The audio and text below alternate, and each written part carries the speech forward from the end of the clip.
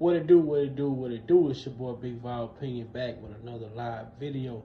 Make sure you hit that like button. Make sure you hit that share button. And most importantly, make sure you sub to the channel.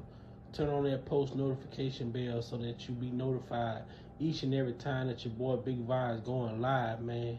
With that being said, let's get into this intro.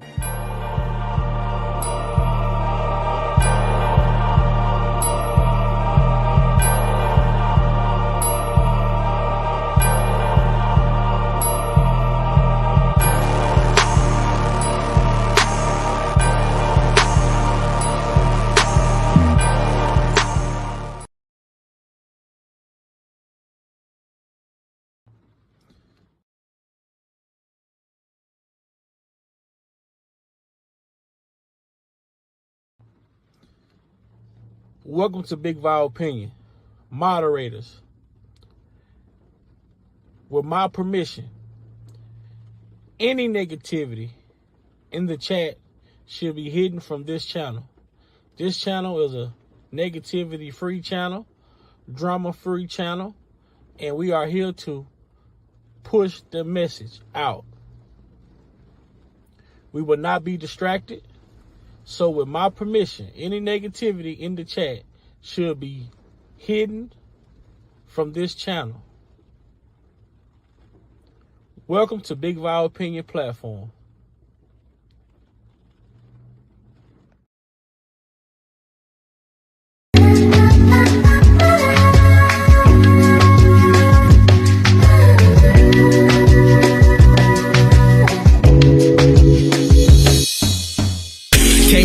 Council culture is really a thing. We throw away our legends easily, make them a meme. Cultural obligation, what does it really mean? We gotta stay on code, don't go against the team. You don't have to stand with me, just don't stand against. But if you gon' pick a side, don't straddle the fence.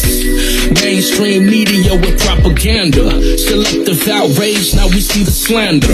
False narratives being painted, the truth's tainted. As a result, the majority mind manipulated. Believe none of what you hear, half of what you see. Do your due diligence, think for yourself, stay free. So many different agendas, it's hard to keep count. They use us against us, so many selling out. It's a sad thing to witness, it's all for the clout. The culture's compromised, and that's without a doubt. The culture's supposed to cultivate. And I just really want people to know, I appreciate anybody that's helping me. I appreciate anybody that's helping me. A lot of people have been there for me. I just don't want people going back and forth, being mad at each other because one person did this for me and another person did that for me. That's what the devil wants. He wants to cause confusion. That's what these people want. They want to cause confusion. And confusion ain't gonna do nothing but keep me in here.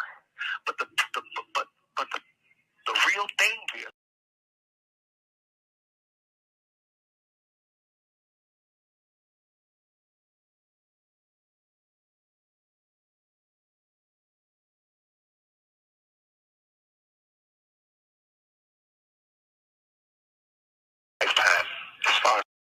Lifetime, as far as Lifetime is concerned, there are real people, real women out here really being abused, really missing.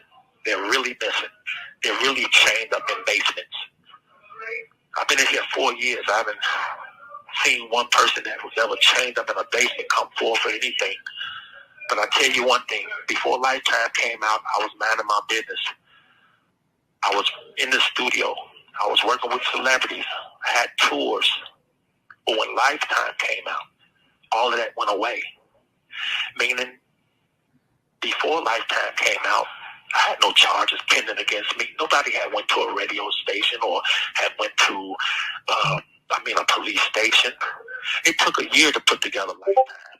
If all of the things they said I did on Lifetime were true, it only take a minute to go to a police station.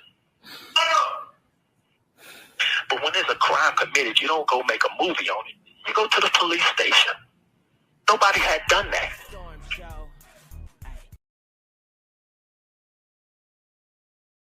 Like, I didn't even know that we were going to be doing an interview with Gayle until probably like less than 24 hours, maybe like the morning, like the night before, going into the morning of. So And it's like, I don't watch news anyways. I didn't know who she was. I was just like, everything.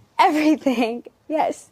You know, before that interview, you know, he had us practicing every single day. Practicing what? Answering questions. And if he didn't like our answer, he would tell us exactly what to say and how to say it. So anytime you mention anything, Asriel, I'm stunned by this. Yeah. So anytime you mention anything about sexual preference, we already know to say, I'm not here to talk about that. Because that's what he told us to say every single time. That's exactly what you said. First of all, I'm not here to talk about my personal life. Okay. And I would never share with no one what. It's like, Angeline and Timothy Savage say it's been nearly 2.5 years since they last saw their daughter, Joycelyn, in person. They say Joycelyn enjoyed singing growing up, and they believed R. Kelly could help their daughter with her professional career. Kelly was acquitted of child pornography charges in 2008. So you felt comfortable because he had been acquitted of the charges? Not only he had been acquitted of charges, but I felt comfortable because of at the time, I wish I didn't, but I separated the artist from the man. The Savages say Joycelyn first met R. Kelly at one of his shows in 2015. Kelly claims Joycelyn's father brought her to the concert. I didn't go looking for a Joycelyn Savage. I was doing my show. He brought her and asked a friend of mine to put her on the stage with R. Kelly. Never have that ever happened. So you didn't bring her to the show? No, I did not. Have you met R. Kelly? I've never met Mr. Kelly. You have never met R. Kelly? Never in my entire life met Mr. Kelly. I've only talked to him one time on the phone. And that one time, you know what he told me? He said, you're gonna have to wait to see your daughter. Trust the process. How can you tell another father to trust the process, but you rampant and raging on TV that you want to see your kids, but you won't allow me to see my own daughter? How do you think that makes me feel as a father? Joycelyn.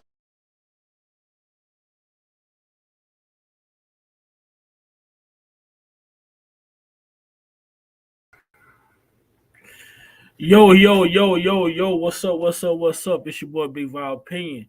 And we back with another live video, man. We got about 2 hours tonight. What's up, Miss Lady T? What's up, Angela? What up, Donovan? What's up, A. Howard, Nene B? What's going on? Man, listening to some of this shit, man, that these parents, that these people like Tim and others. What's up, Patrick? What's up, Sharon? Listen to some of the shit that Tim and some of these other people are saying, bro. When you think about this shit, this is why I named this live the state of the culture. And then I also hashtag Black News. Because when I do these lives, and I come on my live and do these lives, I try to talk about it as it relates to the Black community. What's up, Classy? You want to come up? Let me see. I try to do these lives as it relates to the Black culture in the Black community, Black news. Because I feel like it's important that we put things in the right context, right? And it's for me, it's the outrage that I'm seeing from our culture about certain incidents that we're witnessing. Certain incidents that we're witnessing. And I'm like,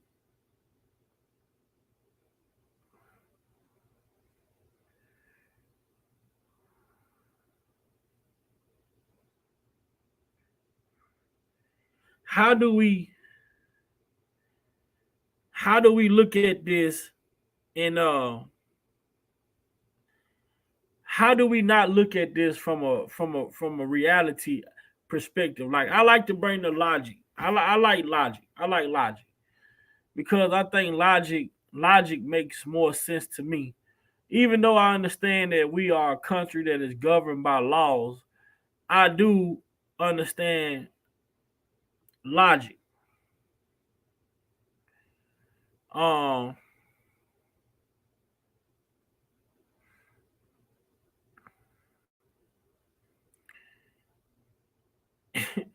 uh just to see some of the stuff, just to hear some of the stuff, just to hear how people are.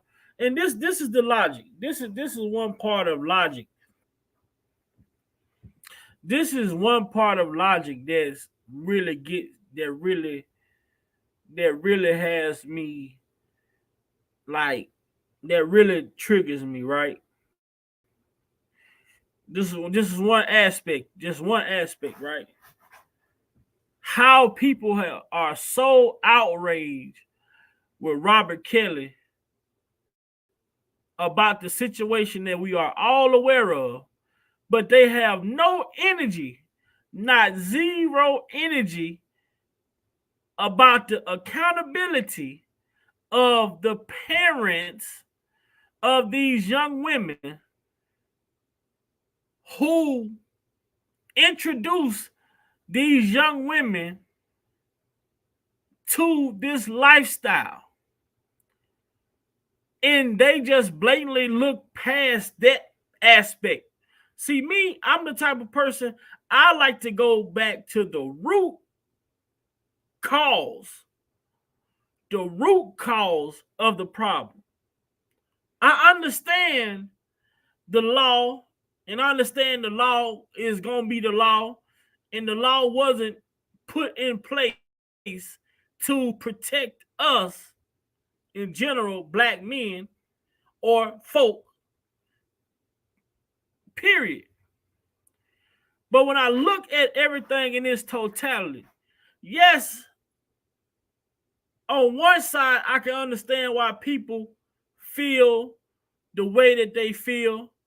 But then on the other hand, I also have to look at this shit at the accountability aspect of it. How did we get here? How did we get to this point? How did any of this even come about? You know what? When I hear R. Kelly say this, Lifetime, as far as quick on Lifetime, as far as Lifetime is concerned, there are real people, real women out here really being abused, really missing. They're really missing. They're really chained up in basements. I've been in here 4 years. I haven't seen one person that was ever chained up in a basement come forward for anything. But I tell you one thing, before Lifetime came out, I was minding my business. I was in the studio. I was working with celebrities. I had tours. But when Lifetime came out, all of that went away. Meaning, before Lifetime came out, I had no charges pending against me. Nobody had went to a radio station or had went to, a police station. It took a year to put together Lifetime. If all of the things they said I did on Lifetime were true, it only take a minute to go to a police station. But when there's a crime committed, you don't go make a movie on it. You go to the police station. Nobody had done that.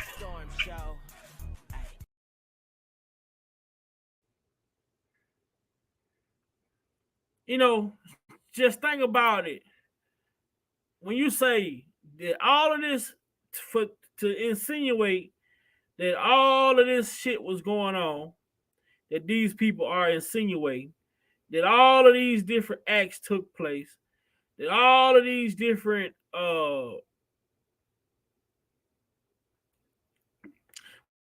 with all of these different women, like where was the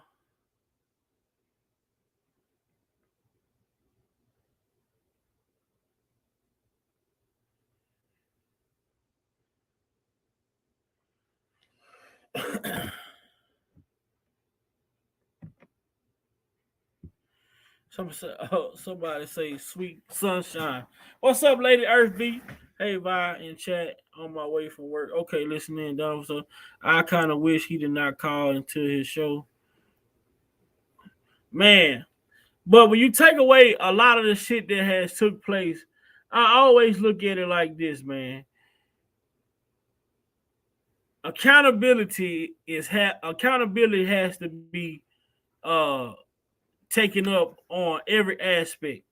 You know, you can't get to one aspect of the problem without solving the first aspect of the problem. You know what I'm saying? So when we look at this situation, we hear these people like Tim Savage and Angelo and them speak about the situations with their daughter. Like R. Kelly say, I didn't go out and seek out no Jocelyn Savage. R. Kelly didn't go out and look for none of these women. But somehow these women ended up around him. And not only that, these people that complaining about these young women being with him, these are the same people who was promoting these young women to be with him. And make sure you understand what I say. I'm saying young women, which means 18 or older, young women.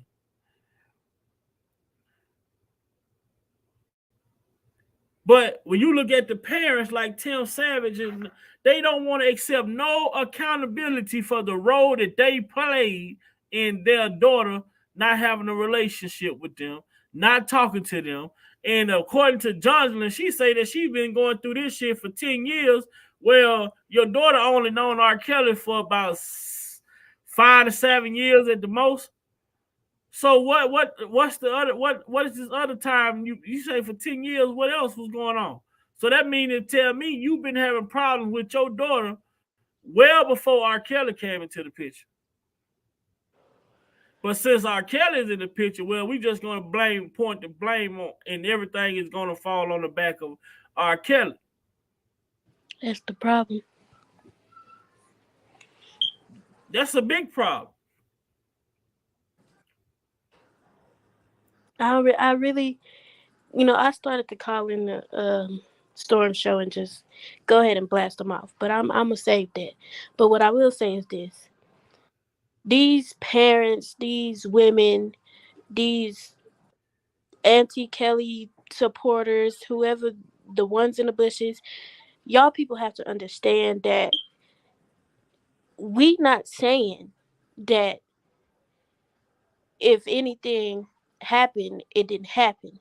But what we are saying is y'all need to be accountable for what y'all's part in that was. Y'all need to be accountable for the things that y'all did. And if anything, R. Kelly is a victim, because what parent would, first of all, for one, I know my mother would never get on a phone with a man that she sees has potential to be with me and tell him, if I'm not 18, if I'm not grown, she's not going to get on the phone with him and tell him, yeah, I'm 18, this, and that. Like, what parent does that? And then you got all this selective outrage about one man, when this involves our whole entire culture, and not just our culture, but any man. This can happen to anybody. Right.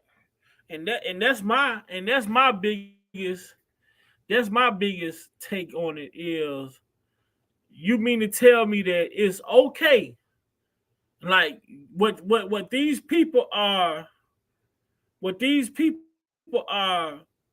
presenting to the public is that it is okay for a parent to manipulate a man into a situation involving their child, and they are condoning, they are assisting, they are aiding and abetting with the persuasion of enticement,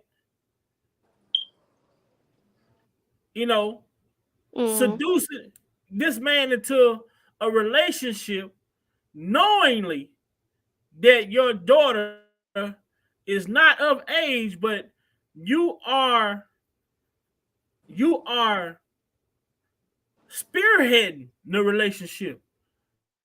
I'm You a are go. even going as far as telling your daughter when I'm gonna tell y'all, like I broke something down last night.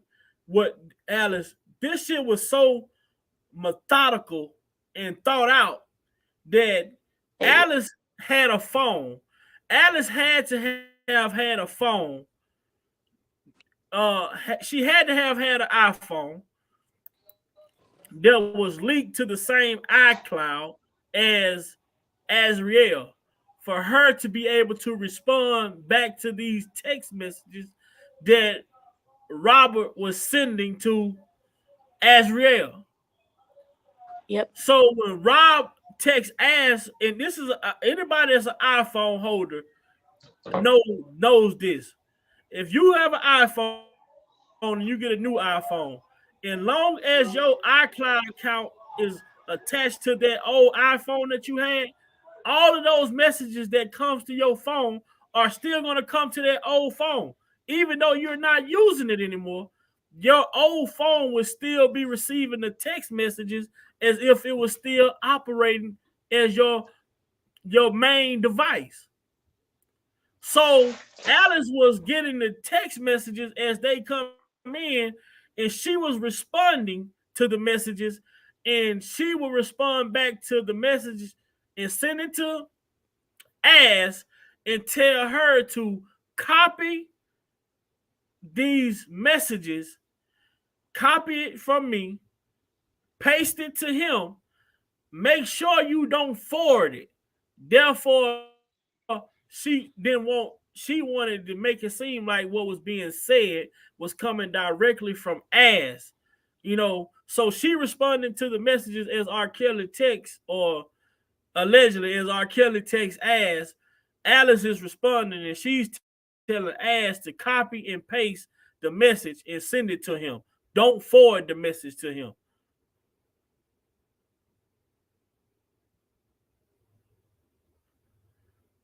So that's even more evidence to show you the measures that this woman Alice went to make sure to solidify some type of relationship, sexual relationship with R. Kelly and her daughter. What's going on, Lil Mac? You got Lil Hey, Mac what's in up, here, man. Big Bad? How you doing, Miss Classic? Chat, what's up, y'all? Like I said on Sky the other day, man, it's free R. Kelly Monday through Friday and twice on Saturday and Sunday. Yeah, man, these text messages, man, like they got the world shook up right now, man. I've been seeing every YouTube platform damn near I see been talking about these text messages as they should. Like, and the crazy thing about it is, man, we've been screaming this shit for 4 years now, man. Finally, the truth is coming out there. I just pray it keep on coming out there. Not only with these Jane Doe number 5, also with these other accusers. And I just want to say this right here. If once Jennifer, know what I'm saying, go up to the second appellate court, if she can get these text messages in there, which I'm hoping she will do in some kind of way, I think she will, because it contradicts everything that Jane Doe number 5 was saying. Like, for example, the Dolphin Hotel from these text messages, we see like Never that was happened. made up. No, that never happened. The And you know how the messages go ahead. going to get in there? Go back to her testimony. You know what's going to allow these messages to get into court, or at least be something prosecution misconduct. Yeah, prosecution misconduct. It's gonna play a major role in, because the federal government knew they had this information, and they wouldn't give it to the other attorneys, even or if Stephen Greenberg did have it, she can go with the ineffective counsel way, because he didn't use this information of the text message in the trial. You mean to tell me you had this information and y'all either or? Because it's wrong on the prosecution, because they had the information withheld, and knowing that this young lady was lying on the stand, y'all took it and ran with it, but y'all had evidence to show that this young lady wasn't telling the truth when she gave her testimony. Mm-hmm. And if the defense had the evidence and failed to use it, that's ineffective counsel. But then because y'all failed to defend y'all client. But it's the prosecutor's responsibility to correct their witness. She was a prosecution witness. So when she was asked, was she aware of her mother texting the defendant, and she answered no, she lied. The prosecutors were supposed to correct her right then and there. They failed to do so. Let's also go here with it. In them text messages, Alice and her mother are conspiring to get into a sexual relationship with R. Kelly for Azriel. Correct? Right. And they lied about her and him. So legally, when these text messages come out, Azriel could go to jail for sexual assault because not only did she lie about her age and say that she was 18, her mother did as well. So that right there, legally, it's not going to sit well in appellate court. It's not going to sit well in another court when these text messages come out. She could go to jail for sexual assault, and if she does not, then there are other repercussions that they will take against her. And what about perjury too? Going platforms where she has her age. I got about on Google her age. She got 3 different ages on Google. On Facebook, she got of June, and it's Facebook. I'm glad it's showing timestamp. June of 2015, according to her Facebook account, Azriel Most Wanted, she has that she's 18 on her. Instagram, everywhere. Mm-hmm. She has about 4 different. There's so much proof out here. Yeah. She has it's one on there. It was an account under her name. Azriel, I think it was Azriel C, and then _wanted something. But anyway, that birth date on there said December of 1995. Then she has another one, and if you look her up on Google, it's December 1998, and the messages is 1997. So all of that, she's gonna exactly, Uncle Ray. She's gonna go to jail. That's a fact. Yeah, I think she should go to jail for perjury. She went into a federal court. She could go to jail. She could go to jail. And the government committed a Brady violation. And a Brady violation is when you withhold evidence that could show that the defendant is innocent. Mm-hmm. Right. Yeah. People got off with it. A lot of people got off of it, like doing shit like that. Like doing unlawful stuff like that. I want to take a second right quick before we get too far, and I want to do a moment of silence for Jennifer Bunjean. She lost her father, and that's the reason for the extension on the filing the briefing. So I want to do like a 30-second moment of silence and salutation for Miss Jennifer Bunjean. And I ain't want to get too far into the live without acknowledging that, and make sure y'all be sending those prayers up for Bunjean and her family, during this difficult time, man, because nobody never prepared for these type of moments. So, all right, we're gonna start right now.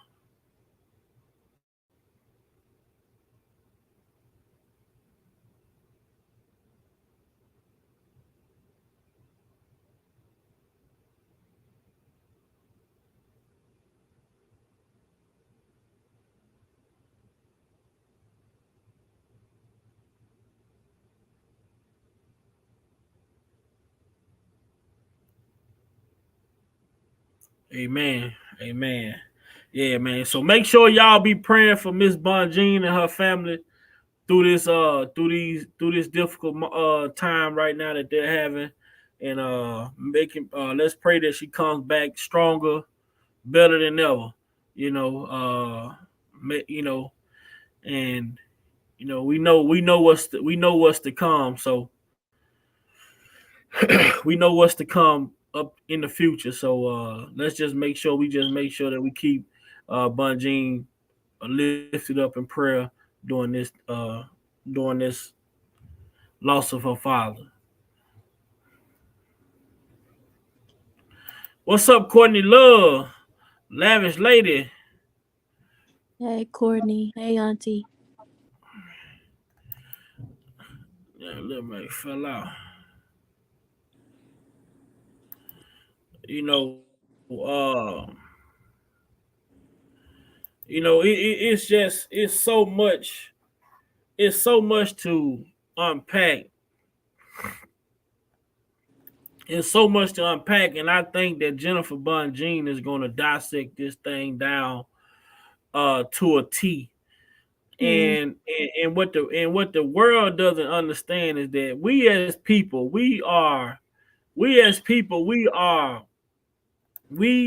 try to be fair. That's it. People make it seem, oh, y'all some pedo lovers, this, that, and the third. No, we are fair thinking people. And if the evidence that was presented to us, if it showed that this man was clearly guilty, then guess what? You can't argue. You can't argue with it. You can't argue.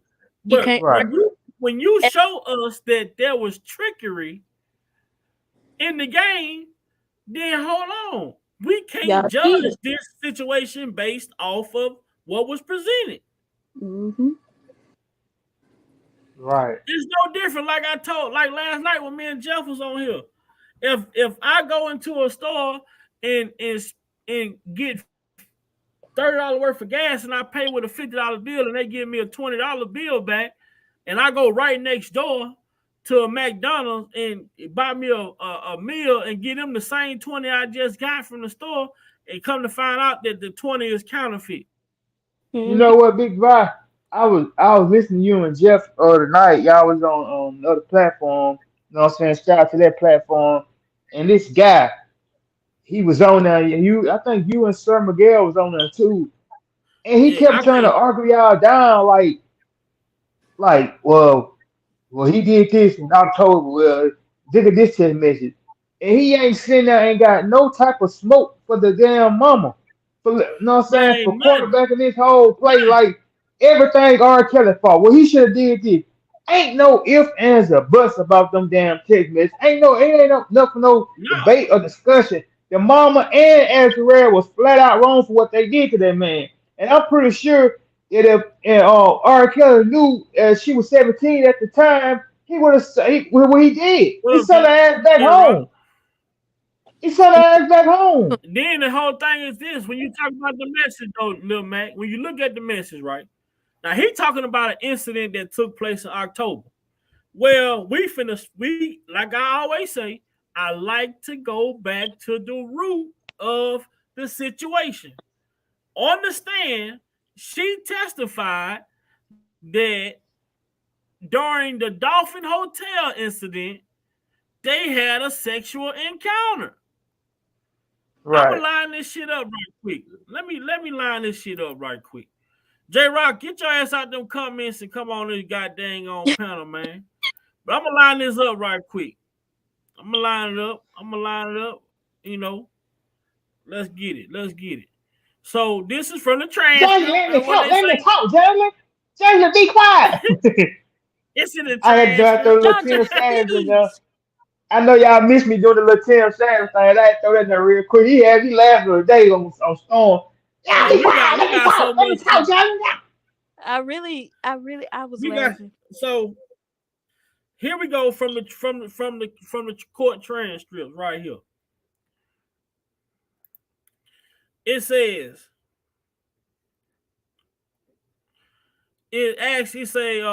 after arranging Jane to meet defendant in the hotel, Jane Perrin apparently called the police. Jane described defendant as nervous and anxious, asking her to confirm that she was 18 years old as she had represented. Jane testified at trial after the defendant, looked through the peephole. He saw me go into the restroom immediately. He made me go into the restroom immediately. and told me to get dressed. I said, and he said, are you 18? And I said, yes. He said, don't lie to me. And I said, yes. The defendant opened the door, and it says that the police checked Jane identification to confirm her age before leaving. Defendant was present when police officers checked Jane's identification rather than calling it a night. Jane again removed her clothes. Now, okay, Jane, I got something for your ass, Jane. I got something for you, Jane. Just wait a minute with your happy ass. I got something for your happy ass. I got something for your happy ass right here. I got something for your happy ass. Now you said that was a sexual encounter. That was a sexual encounter. Am I right or wrong, y'all? Y'all still here? Yeah. So they said he going off a damn liar testimony. Okay, Don't so lie. now look at this. That's too much. Shaking my head. No, it's not, girl. You better get with the program. You better stop taking shit for granted. That man just spent $20K or better on you. Ain't get no coochie, and then you not at his show. That's disrespectful. A slap in the face. Really? You better do something. You better do some crocodile tears. Do you take anything serious? Let me know what you decide to do. I know. So how the fuck the Dolphin Hotel situation happened if the mama just sat here and confirmed that the man that spent this money and ain't gave her no coochie? She ain't gave up no. You know coochie. what, Big Vibe? And another thing too. Okay. The other guy. Hold on, right quick. I'm gonna say this, and I'm gonna let you have it. Now, if she said the first sexual encounter was in the Dolphin Hotel, and that's what she testified to, how the fuck do anything she say? Now, if she lied about the Dolphin Hotel incident, how can we take serious a situation in October when she texts her friend and say, girl, he nutted in me last night. I think I'm pregnant. Who's to say when we see that they are setting up a stage to frame this man? How can we say that the man actually had sex with her in October if you set up a fucking stage to frame this man from the beginning of y'all meeting each other? So you can surely be texting your friend this shit, lying, just to leave a digital footprint. I'm gonna tell my homegirl that he fucked me last night and he nutted in me. And come on now. So if you lied about the Dolphin Hotel situation, none of what you say after that point is even fucking credible. Exactly. Yeah. And then not only that, her mother told her not to text anybody else about the situation. She told her don't text her father, don't text the other daughter. That's why I told her sister yesterday, yo goof ass talking about you bet your life your mama would never do that. I told her when the fucking funeral is then. What color your cake gonna be? And then now it's like everything they try to he was trying to defend, he contradicted because for one, like I just said, her mother told her don't even mention that the situation to nobody. So, and I'm pretty sure that by now, if she's with R. Kelly, the man they trying to plot against, and he be famous today, she would have told her mother what happened at the Dolphin Hotel, and the mother had to know because once she was texting, pretending to be him, and she had the iCloud and all that. And then another thing too, let's say the Dolphin Hotel accident did happen. The police officer came in there. Right there. He checked the ID. She verified who she was. She verified her age. Her mother got on the phone. This is what they said, and she told the police officer that she was 18. So that's right there. R. Kelly was probably thinking, hell, he was in the crib. She's of age. So according to the text what's the fucking issue? According to the text message, you see what Lady Earth B said. According to the text messages that were just released, the mother told her to leave the ID in the car. So how the fuck did the police check your ID? according to the text messages, she said when she arrived at the hotel, she had to go to sleep in the goddamn car because he wasn't even answering the phone. Right. According to the that was text the point. message, she said he came downstairs and she never went upstairs. Yeah, the point I was making is text message. I'm sorry. Go ahead, the point I was making was is that it's no way you can spin this around to make this be this man's fault. So I was just give an example. Even if the Dr. Hotel incident happened, he's still thinking this girl was of age. So but anyway it go though, with the text message now came out, we also see that Dr. Hotel incident didn't happen. I was just making a point of you can't spin this around and it still be his fault. You know what I'm saying? That was the only point I was. Alvaro said the money was spent. The money was spent from the initial beginning of their inception. The plane ticket, he was buying them plane tickets. The parent, the shit that the mama testified talking about she paid for her daughter to travel, that was a lie. The man, she was always calling his assistant to book these flights, book these hotel rooms. The money was spent from the time they met. If he didn't have sex with her in Stockton, California, as she testified to, then there ain't no fucking man that charges or no fucking sex trafficking charges should even be brought upon him. Because for one, if she went across state lines, he didn't have sex with her, so that's not a crime. All she did was just travel across state lines. Mm-hmm. So what the fuck a crime is then? People ain't looking at that neither. If they talking about some October, and if it was in October and if it happened in Chicago, it's legal because she was still 17. 17 in Chicago is legal. When she went to California, when she went to Stockton, when she went to Richmond, when she went to Vegas, the man never even, not one message she talked about this man coming to her hotel room. Never. She never said anything about that. He never showed up in Vegas. When she got to Vegas, she flew to Vegas. He on a tour bus. By the time whole time she was in Vegas, she never even made it to Vegas. He never made it to Vegas where she was. She was going ahead and went back to Florida before he even made it to Vegas. Right. And the funny thing is about that Vegas incident, all that Stockton incident, she lied talking about some Juice was in the room. Juice from the damn text message, Juice wasn't even fucking around. I don't think we see the information in the text message from her mother, and Cheryl Mack. Yep, and some woman, she said, was in the car when they were going to the studio. Some woman was an assistant, was in the car with him. It was her, him, and his assistant. Then in the other car, it was his friends and family, or whatever the situation may have been. But this is shit that when you read the text messages, it contradicts every goddamn thing you say. And then you go back to this right here. You go back to this right here. She testified in the court that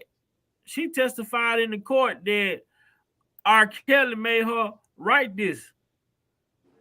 Well, you gotta make you write a letter. Why would he make you write that? Why would he make you write a letter that goes side by side with these text messages? And y'all know they said those letters they found were freshly written, so somebody had to write them motherfuckers. And it wasn't him because he wasn't around. They said those letters was like they never been touched. So that wouldn't make no sense for him to even be writing letters. But if you read the context of the letter, now that we know the text messages, just listen to what the letter say. We know what the text messages say now, but the letter say she telling the brother, that's another reason I know they were trying to set him up. But you was a part of the setup. though, but you're not implicating yourself. You blaming it on your mama and your daddy. Then she say set him up, but offer the police. But she meant to say after the police. But after the police came in the room and saw that there wasn't any wrongdoing going on, Ma and Pops realized that their plan pretty much did not work. So obviously, they decided to back off their plan at the time. Brother, I'm telling you the truth. I cannot make this up. Then later on, after I started getting to know him, and what I mean by that is becoming friends, I admit I started developing feelings for him, and went from being excited to be around R. Kelly, the celebrity, to falling in love with Robert, the person. Even though I wanted to have sex with him, actually hinted towards that a few times, I backed up from it because he was not showing the same interest. I told Ma that on several occasions, and you go to the text messages, the fucking messages align with this fucking letter. Right. So he didn't have it. He didn't make them write it. It's clearly he didn't make her write the shit.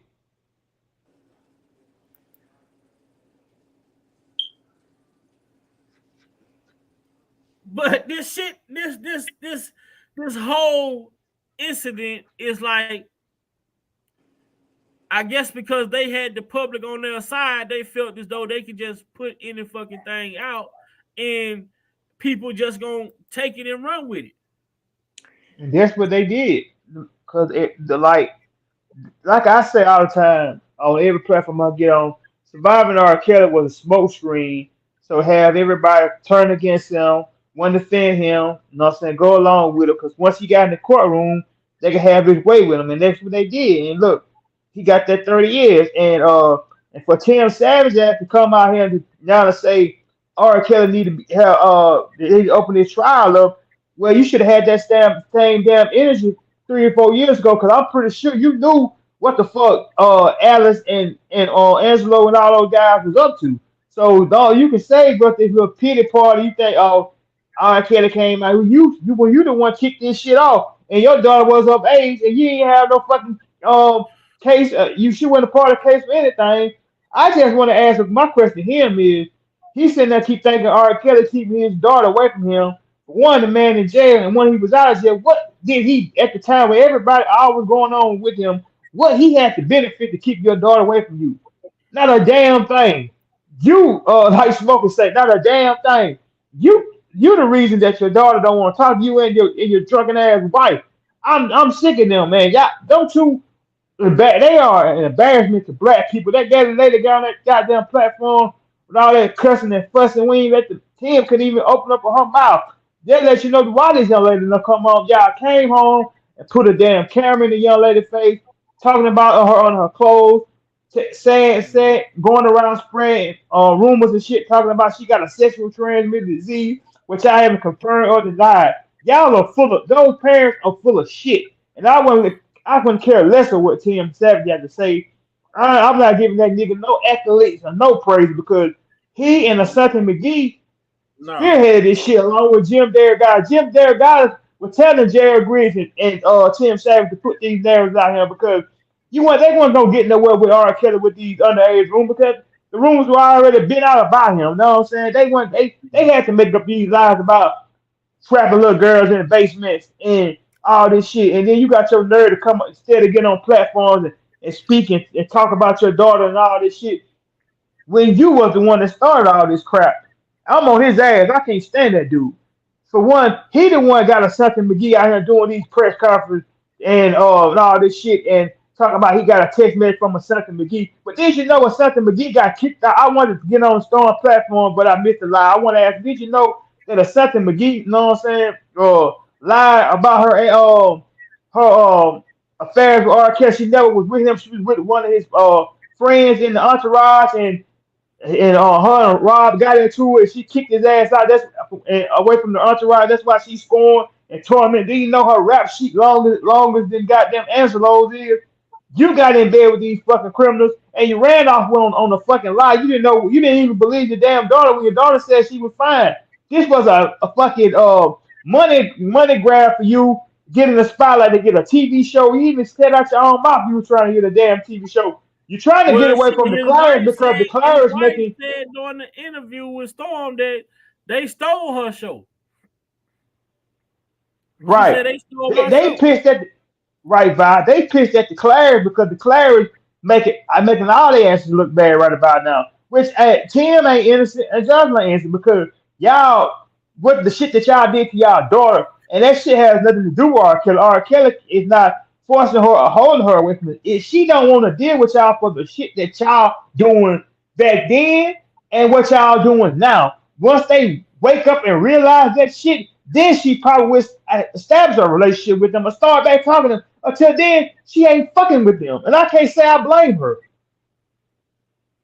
Yeah, but you know, Lady B Earth just pointed out something that was via the text messages that she relied that they between her and her mother that this man wasn't even staying at the same hotel as her. This is via the text messages. That's crazy. The only time that she was around him is when she went to the studio to watch him work or to the gym and watch him play basketball. This is via the text message. Elvira said, "Oh, he spent 20,000. Is that in general? Yes. This is the money she was talking about. The 20K was over the course of that time period that she was gone from Florida to Stockton to Vegas and back to Florida. That's that 20K that the mother was talking about." And for her to even ask the mama for $100, and the woman was like, okay, if she lied to her daughter, like one of them, like a fucking deadbeat daddy, you know what I'm saying? All right, then the next day, I can't send you the money because I gotta start saving up. I need gas. She had all type of excuses. But then you gonna tell your daughter if you send her the $100, you gonna tell her, well, go to McDonald's and get a $50 gift card and go buy an R. Kelly CD and get him to sign it because that'll make him feel like you into him and you really try to get to know him, you know, whatever the situation may be.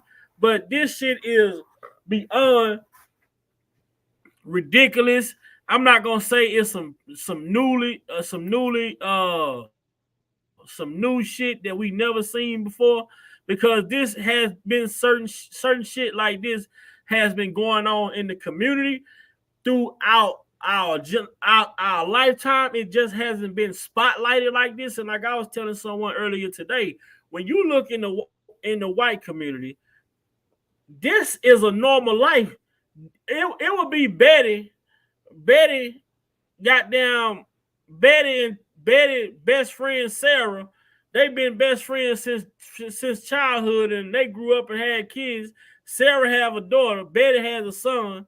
Well, Betty's son 24 years old, and Sarah's daughter's goddamn me 14, 15 years old. But they had already told each other, my son is gonna marry your daughter. So that 24, they allow their 24-year-old son to date that 14, 15-year-old girl with no problem. This goes on, and this is a part of their culture. This is how they do shit.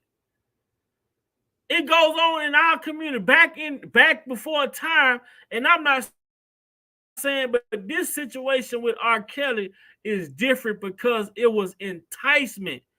But back in the day, an older guy would go to, you know, he will see a young lady, he'll see a lady somewhere, not knowing her age or whatever, and he'll go to that young lady, he'll go to that lady's parents and say, hey, I'm interested in dating your daughter. Oh, well, she ain't nothing but X, Y, and Z. Well, only way you can date my daughter is if you marry her and you be able to take care of her. That was how, that's something like my grandfather would tell me about shit back in the day. Even my grandma would tell me about back in the day. Even when I look at my dad father had like three different set of kids, but he was married to one woman. But then, you know, he had like my dad tell me all the time, like my dad had like three different houses or whatever. But the way that they came up back then is if you was able to provide for the woman, then you was able to deal with her if you could financially provide, because of that's just how it was back then. But it was never a situation where, you know, like this shit with R. Kelly, where the mother and the daughter is conspiring to entice this man into a sexual relationship. And then when you look at the simple fact that when she got to California, when she got to Las Vegas, what was she doing? She was looking up the venues where the concerts were being held and saw that they were searching for ID. And she tell her mother, what am I going to do?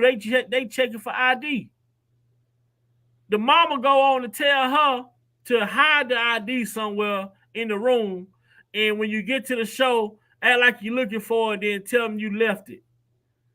If they take you back to the room, go in there and act like you're looking for it. And if you can't find it, just start to cry. That's a sad ass excuse for a mama right there. Man, there ain't no ifs, ands, or buts about that. But then you also just can't sit there and blame the mama because the damn girl, she was in on the shit too. Yeah, she could have came out. You can't. All of them, even when the daddy found out, he could have stopped this shit. He could have been like, "Hey man, what y'all doing? This man is wrong. I don't want to parse up. Y'all just cut ties off with this man."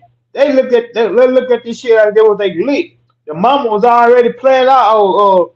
I want give me Sharon Mack job. He about to fight. He about to fire her sister. Well, you could be the driver. You know, daddy don't like to drive. You can drive, mommy. That shit. That was goddamn plotting and planning how that was gonna come up. Yeah. Cheryl Mack is a big part of this shit because Cheryl Mack knew, even when this girl gave Cheryl Mack her birthday, Cheryl Mack knew that this girl wasn't fucking 18. Did she for once bring this to Mr. Kelly attention? That look, this girl birthday is December 30, 1997. She's only 17. Right. No, she could have warned him. Yeah. She kept booking flights. If that's the case, then Sharon Mack should have been a motherfucking co-defendant. If it was truly a fucking Rico, and all this shit was true, like they said, in Time's Up, Me Too, everybody, anti-R. Kelly people hate her. Sharon Mack should have having some goddamn charge because she was booking the flights and shit. Most definitely. This shit is fucking crazy. And the federal government knew this shit. Y'all only got one. The federal government knew that about the text messages, and they knew what Sharon Mack was booking the flights, but their main target was R. Kelly.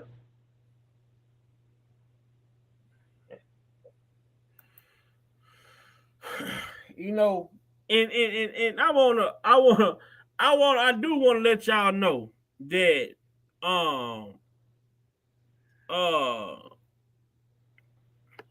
when we look at this shit, and we said this, even J-Rock said this. J-Rock said, everybody that has came out and spoke against R. Kelly is gonna be, you know, they gonna start to face their own demise. And J-Rock say that he will say that all the time. All the time. So in Chicago right now, and I just want to pause from Kells right quick to just speak to this and speak to the validity of this. In Chicago right now, you got a former mayor and prosecutor, they butting heads. They butting heads because of situations like this. Good afternoon. Tomorrow morning, counsel for Mr. Robert Kelly is scheduled to appear in court over the indictments that we brought forth nearly 4 years ago, charging him with 10 counts of aggravated criminal sexual abuse involving 4 victims. I'm here to inform you that the Cook County State's Attorney's Office will no longer be pursuing these indictments.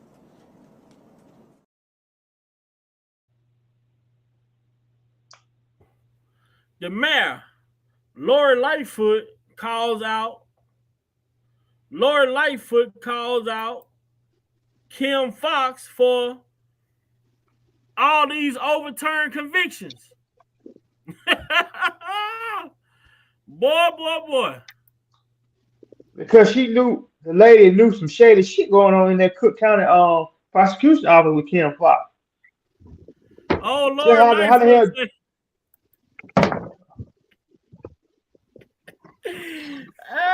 She came out saying, I ain't finna be part of this shit. But hold on, though, Lil Mac. This is what I want to say, though. Now, isn't it ironic now? Now this, everybody in the chat. Look, man, if y'all like to donate to the channel, man, y'all can donate to the channel, $ Big Val Opinion. If y'all want to become an opinionator, the channel do offer memberships. If y'all would like to purchase a Big Val Opinion t-shirt, the link is in the chat box. But how ironic is it that they were able to get the text messages between Lori Lightfoot and Kim Fox, but they have yet to produce the messages between Michael Avenatti and Kim Fox? Speaking on it. That's a shame. Hey, yes, What's Lady B. up? Earth, thank you so much. What's up, Lady class? Earth B, thank you so much. Yes, I did. Thank you so much. How is it that they were able to get Lori Lightfoot and Kim Fox text messages, but they did not get the messages between Kim Fox and Michael Avenatti? $1 question. Let's talk about it. I don't see how Kim Fox did it off, man. I think she finna be gone. Listen, man. Let me say this real quick, and I'm gonna get off it. Said this to nephew earlier off of the air. No fun when the rabbit got the gun. Let that breathe. We'll dive into it later. I yield back. She says this is something that Lori texts Kim Fox at 7:58 a.m. She said, but as you know from the past conversation directly about these and other post-conviction issues, we have been greatly distressed by the way in which your office handled these matters. My corporation counsel and her team have tried to make headway. Then she got something right there. Your office and we have been totally and pointedly rebuffed at every turn. Recall that we brought this very topic up with you directly in our last formal meeting. Obviously, there are legacy issues with the CPD that your office is dealing with in the post-conviction process. But I have always thought respecting each other independent in different jurisdictions that there was a way for better communication. I am sure you were aware that once these cases are resolved in the county, in the county, they immediately go to the federal court and file 9 and 10 figure lawsuits against us, and we know about the case for the first time when we see the plaintiff press release. Man, she on Kim Fox ass, man. Of course, the judge make the ultimate decision, but as we know, I know the decision is most time heavily influenced by the recommendation of the state attorney. Happy to get my team in a room with you, with your team to discuss again. It would be great to make process. Kim Fox told Lori, you were wrong, period. Your apology was significant. This is bullshit. You need not write a dissertation for the fear of FOIA. Just be honest. That's all. Just be honest. Man, I can't see that bottom part. But man, this is Kim Fox and Lori Lightfoot going at it. going back and forth through text message. All these people are falling apart with each other. Yep. All these people are falling apart with each other. Because when you have this is the thing, when you come into a situation with ill intentions, what the fuck do you think? What type of resource do you think you're gonna garner? You got to remember, nephew, they're under a deception. That ego and that pride and the narcissism, and I'm invincible and can't be touched, and I'm above the law, is what a mindset is. How you back? Yeah, a lot of some people get drunk on power. They think they can't be touched. Pac said himself, everybody can be touched. Everyone can be touched. They must have so many lawsuits. They must have been hit with so many lawsuits, man. It's ridiculous. In the ultimate lawsuit, they ain't even been hit with yet.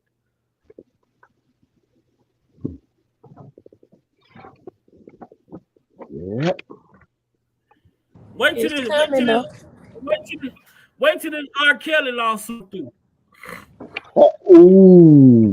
Ooh-wee. Ooh-wee. They finna have one man. Yeah. Wrongful conviction. That lawsuit's finna be. Yeah, I seen someone though. I will make this say this real quick. You know what I'm saying? Jennifer Bongine extended the appeal process because of her father. I think her father passed. I just want to say my condolences out to Jennifer and prayers out to her and her family. Sorry for their loss. Prayers out to Miss Jennifer Bongine. Yeah, can we get in the chat? J Von JBO. I don't know if you want how you want to do it, nephew. JBON, whatever. Yeah, we just did a Damn, where y'all was at? We just did a whole tribute acknowledgement to Bongine and a moment of silence and everything. Yeah. I figured you did. I must have missed that. My bad. Yeah. I figured you did that, nephew, because we talked about it. But I was out taking my number. My neighbor. I think I got a neighbor that they're open minded and willing to have a dialogue about the case, share a little bit of information, and she was very intrigued. You know, and the stuff I was pointing out to her, she was like, "Whoa!" And you know, and her husband and I, you know what I mean, have a good rapport with each other. So, you know, I always address her as sister, you know, sis, and very open and sounded very interesting in what I was sharing, and gonna do some research of our own and really dive into it. You know what I mean? And that's something that I really haven't done. I stay back from doing such things, but this particular neighbor, you know, we have mutual respect for one another. And her and her husband, we have a good rapport over the years. So it just, conversation just came out organically, and she expressed her, you know, her mindset. And when I shared what I shared with her, she was like, "Whoa, wow." Yeah, so. That's what everybody's saying, man. They hear this shit. And these text messages then woke up a dead motherfucker, man. I'm telling you. Yes, sir. Yes, sir. Yep. Well said. Well said. And the crazy thing about it, everybody just thinking it's just this particular young lady and her mother, but it's several of these accused of this lie. And we hope that this information be not be the only thing that comes out to the public, because I got people be talking about, well, he's still wrong for sleeping with an underage girl. There's several underage girls, but did you know that Lisa Van Allen lied about her age? She lied on the oath. Did you know that Faith Rogers lied? Her mother came out and said she doesn't have herpes. Did you know the Tracy Sampson lady lied about her age? Jeronna Pace lied about her age. Every person that they try to have one come after him, they either lied or did something that make that story not even be credible. But and then all the women that he deal with, they of age, and the ones that lied about the age, it's some shady going on in their story.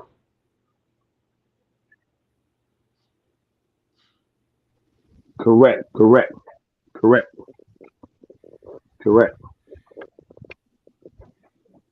Yep. Man, then my thing is though, I don't even understand how Tim is still talking. Like, bro, your daughter was in the case. She was of age. She came home. You even admitted she came home in 2016. And what you do? You put the camera in her face. You try to do a so-called intervention. Then the girl went on TMZ like 3 times and said she was okay, she was fine. No accountability. Then it can come to a point where like, damn, man. Then you have to forget she wrote a letter to the judge on this man's behalf. This young girl's mind is functioning very fine. She's not, she doesn't have Stockholm syndrome. She's not a goddamn victim. She's not a fucking sex slave. And if she wants to come home, she could easily leave her or come to your house, but she ain't got to come home because she's a fucking grown woman. She ain't no fucking child. That's another thing. Y'all talk to this young lady like she's 15, 16 years old. She's a grown-ass woman, about to be damn near 30. Yeah. So if she want to come home and see y'all or pick the phone, she can simply pick the phone up and call y'all. But why would she fucking call y'all? For my prime example is how the damn lady was acting on Stone Live. Y'all cannot blame that shit on R. Kelly, man. That's y'all fault. That young lady don't want to take. Ain't no fucking way. Well, hold on, little Mac. I got her. Hold on. Y'all just R. Kelly in love with some shit she said. What a drunk ass it, man. No disrespect to the liquor bottle. It's her. Right. Right. Yeah. So, okay, now what side? Hold on, Mr. Savage. Hold on, Mr. Savage. You don't let Westside finish. You don't let him finish. Go ahead and finish your comment, Westside. Well, this young lady's in college. I thank you, Mr.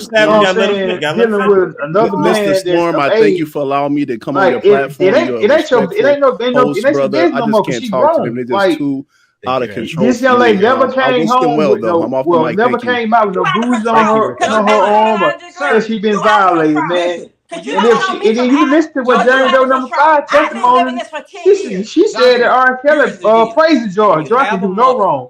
And then every time R. Kelly and that's when you have a mother. R. Kelly brought one of his girlfriends. He would have mainly he had Jocelyn on his own. Him and Jocelyn was going through the mall, and she was in some type of trouble. She had a phone in her hand, and she was around people. She was in the public eye, and it was a concert. Well, R. Kelly did.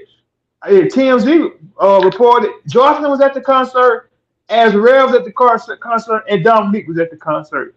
So if she was held captive, how the hell she at this concert? How the hell she's out with a phone? So only thing is, Tim, is you is the reason she don't want to talk to you. And you coming out here talking about changing narratives and all that shit, that's the main reason she don't fool with y'all. Like, that man is a joke. Changing the narrative. That bullshit line right there, talking about changing the narrative. What's up, Texas Black Diamond? They talk about changing the narrative, man. And this shit is this is what, like with Tim, this is the biggest thing with Tim Savage. Like, man, as a man, like as a decent human being, when you don't want to accept accountability, like we say, me and Unc talk about it, me and Sir Miguel talk about it. A lot of the guys talk about this shit all the time, man. This is your firstborn daughter. That means that's a bond like no other bond. This is your firstborn daughter. That bond's supposed to be inseparable. I don't give a damn by who. Should nobody. And there is nobody that can come in between a father and daughter relationship unless that father has failed that daughter at some point in their lifetime. That's the only way somebody can step in between a relationship between a father and a daughter unless that father has allowed that opportunity to present itself. No and man. if the mother had any type of sense, she wouldn't even allow Tim to come out and say the stuff she said about her daughter. She don't, but Lil Mac, that's the problem. You got to go back and listen to the original, the origins. Like I always say, we go back to the origins. She say that she started this shit. I started this shit. Tim just came along for the ride. Now Tim is speaking because guess what? Tim have a little bit more professionalism than she does. She can't conduct herself at all. So that's why I seen most of the talking now. But you go back to Toxic Diamond interview with her, she said, I the one who initiated this. Tim the one's doing the talking now because you see that this woman can't conduct herself during no fucking interview. So Tim has to do the talking. Yeah, Tim do got a little sense in that little Pete brain ass head again, but he's still a clown too. Yeah, he a clown. Most definitely he a clown, but he the one has to come out and do the talking. You even go back to the Asante McGee press conference. Guess what? When they asked her ass a question that was off script, guess what he told her to get down? He sure did. And then another thing too, Clara guy can't. It's funny because Alice, you know what I'm saying, started all this stuff between Jane Doe on 5, and she was doing the interviews, but then after a while, the Clara guy, he took control. He started coming out here speaking. Since the text message came out, he ain't been saying shit because sooner or later somebody say something about his family, he'd be ready to come on. Y'all lying. Y'all got defamation of wild. Y'all saying that stuff. You know it ain't true. But he can't. He know now for a fact that he can't debunk this shit. You can't debunk it. The truth is out there now. Ain't no defending it. Yeah, but then if you look at it, if you go back to the Polk County Sheriff situation, the Polk County Sheriff say it was the father that was spearhead that their daughter had been took by R. Kelly and put into this situation. Because we gonna come with the well, right now there is no active investigation in Florida, but the parents of one young woman hope that changes. A Polk County father claims his daughter is one of several young women allegedly recruited and trapped in a sex cult devoted to the singer. Now the father says Kelly promised to help his daughter with her music career, but was actually recruiting her for sex. The father says the Polk County Sheriff's Office couldn't help because his daughter wouldn't cooperate with investigators. Now, we actually spoke with Sheriff Grady Judd today because it was his office that arrested R. Kelly back in 2003. That's after investigators found nude photos of young girls at his rental home in Davenport. That warrant stemmed from the case in Chicago. So here's what the sheriff told us today about the day of the arrest. He was hiding out in Davenport in some lease houses. Of course, it's hard to hide R. Kelly. So law enforcement officials there notified us. We found him and promptly arrested him. Oh, he was totally cooperative. The sheriff tells us because of issues with the search warrant. He was hiding out in Davenport in some lease houses. Of course, it's hard to hide R. Kelly. So law enforcement officials there notified us. We found him and promptly arrested him. Oh, he was totally cooperative. The sheriff tells us because of issues with the search warrant, ultimately the charges in Polk County were dropped. As for the case involving the young girl from Polk, the sheriff says that although the family lives there, they say the incident happened in Kissimmee. So we're reaching out to law enforcement there to see if they plan on investigating these claims.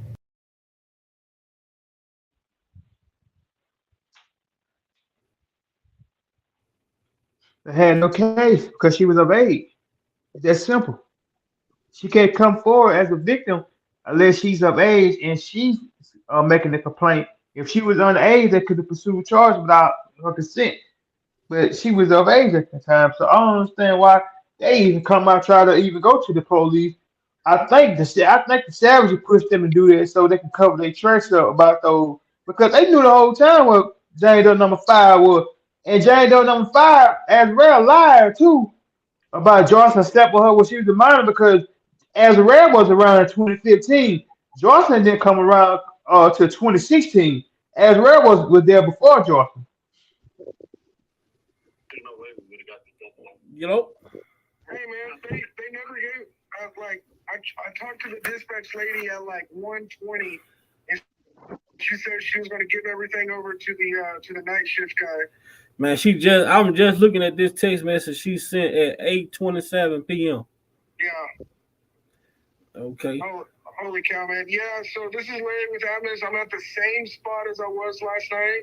Okay. The only thing is I need you here as soon as possible. I don't know if you got any other jobs ahead of me or whatever, but I tried to catch you before your shift even started. Okay. The leak number, call center, all that's the same. It's just whenever you can get here, just get here. All right. Sounds good. I apologize. Okay, I'm gonna just get my truck together, so it'll take about 45 minutes to get my truck ready. All right, man. I appreciate it. All right, no problem. All right, bro.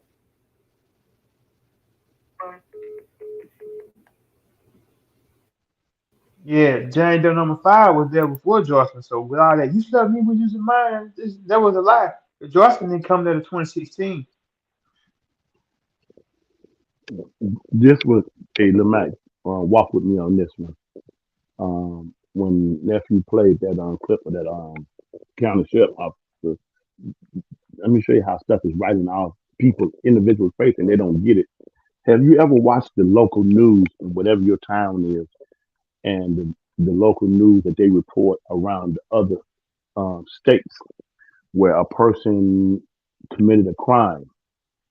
They was guilty of that crime, and they abetted the police. And it was a chase. They were looking for that person. They were doing all types of stuff. You have seen individuals on speed chases. They already know they were guilty. They had jumped out of one vehicle and get into another vehicle. 100 miles an hour with chase and all that. The person know they're guilty and they still bet it. This officer said, he was tired in house. Then he said, well, it's hard to hide R. Kelly. You just contradict yourself.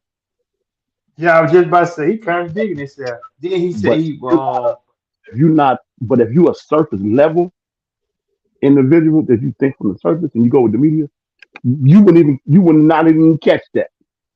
You not even catch that. You wouldn't even caught that. Then he turned around third statement he made. He's very corrupted.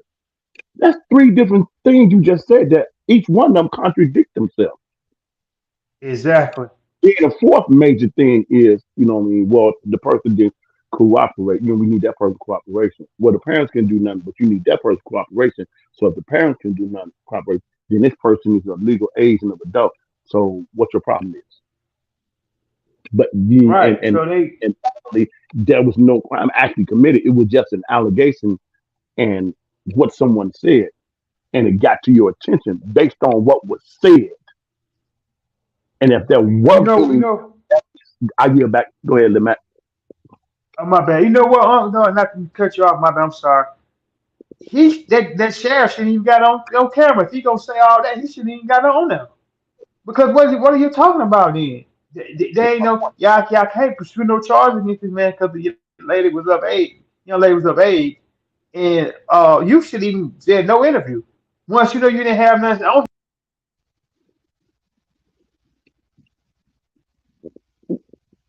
Well, it's just like everything else. You want to be on the side where you get the clout, where you get the notoriety. The right. That's all that is, and that's a sickness. That's a sickness because it's never what you think it is. It's never what you think it is. Give you a real. What Pop said. Fuck the fame. I want the money. Fuck the fame. I'm a simple man. I'm a simple man. And what is he saying? He's saying on the stage of life. Everything looked, the performance, wow, phenomenal, wonderful. Ooh, that was amazing. That was a good behind the scenes. Right. Before they get to the venue, the preparation, the mindset you got to have, the work ethic, the dedication, all of that stuff. You know what I mean? The legal things you got to worry about. Individual that you pull your choreographer, this person don't want to come. They got an issue at home. It's so many stuff. And you the brand, you the name. Anything go wrong, no matter, nothing has nothing to do with you. It still falls up under you. Man, we can't even go on stage. We can't even go do performance. Or what fill in with so and so. We got a backup person to fill in and we got to do it. It's all of that stuff that you don't never see. That people don't never think about because they thinking about, man, I saw him in the video, man, he was in that Maybach. Dude was in that Bugatti. He was in that Bugatti, man. He was in that Bugatti. Man, you see the ice, he was dripping. He was shining louder than his rims.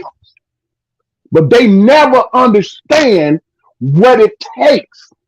So can you imagine being in the position that Kelly's peers, his work ethic, his legacy catalog has deemed him king of R&B? Do you know the ins and outs, the character you got to have, the intensity of moral compass that you got to keep in place, and everything to try to distract you or pull from you, to come up on the lip to get a bag from you? You always go on the court for this. Pac said, I settled for that because I got tired of going to court. Officer said they'll settle with me and everything. Well, I just said, well, they settled for me $40,000, whatever. Hey, that'll go into for a gym or community center for some kids. They just paid for that. You know what I mean? He said it took away from my artistry. It took away from me going to the studio, working on my craft and stuff. You know, it's a distraction. It's a pitfall. All of that stuff comes together.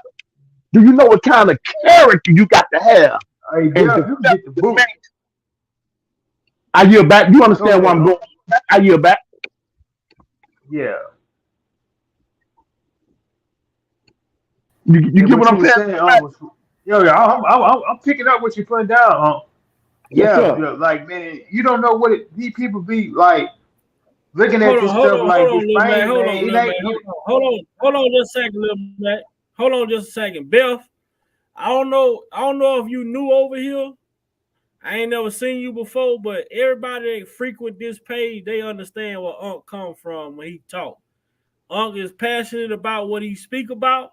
So when you come on and telling someone to calm down, we give people the freedom to express themselves, not suppress themselves over here on this platform.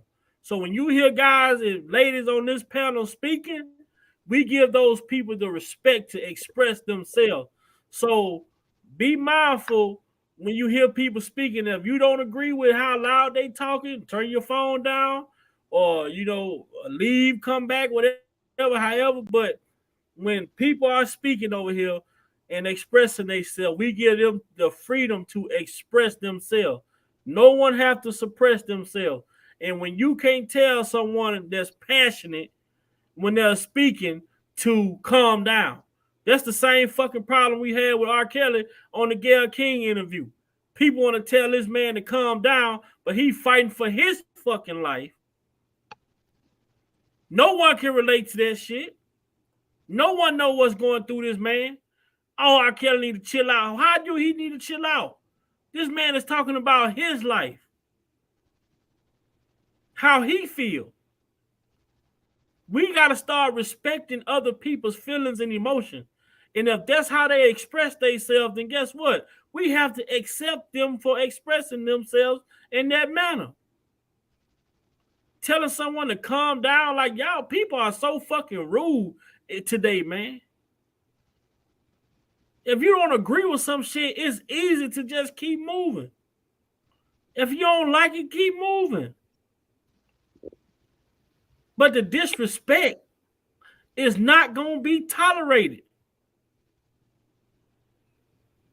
It's not going to be tolerated. When I drop my disclaimer, Beth, this is for you.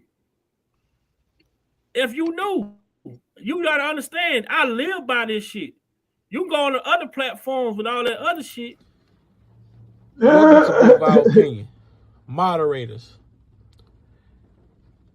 with my permission, any negativity in the chat should be hidden from this channel. This channel is a negativity-free channel, drama-free channel, and we are here to push the message out. We will not be distracted. So with my permission, any negativity in the chat should be hidden from this channel. Welcome to Big Vibe Opinion platform.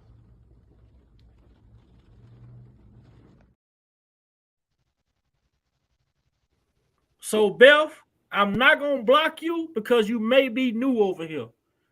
But if it continues to disrespect, then guess what? You getting boots to the ass. That's just like that. Simple. What up, J-Rock? I don't like that. I don't like people do that, man. You know what I'm saying? If I'm expressing myself, you can't tell me to calm down. You don't know how I feel. You don't know what's going through my body. We heard the same shit with R. Kelly. He did the Gayle King interview.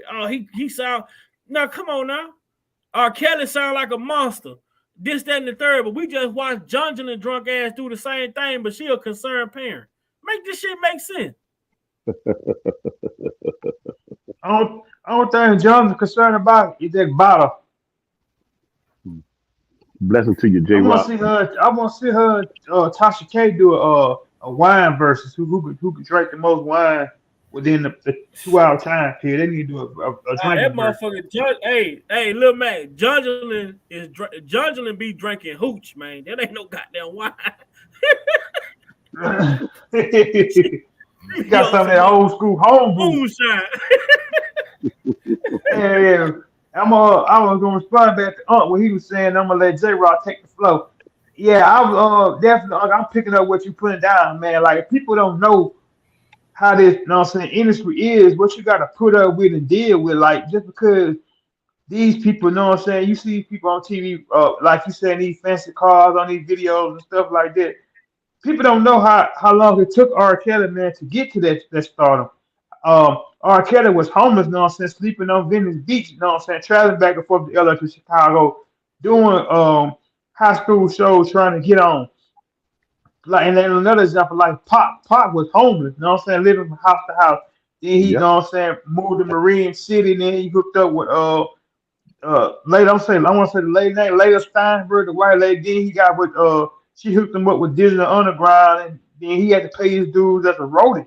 You know what I'm saying? He didn't break out, you know what I'm saying, as a star. He had to be the roadie and the backup singer, backup dancer for Disney Underground. Then he got his shot. Like it like you got like when R. Kelly when he first came out, he was back up was coming out for Gerald Levert. I read the book. R. Kelly wanted to be one of the main headlines of the show. But Gerald Levert was like, man, tell him, brother, your time gonna come in.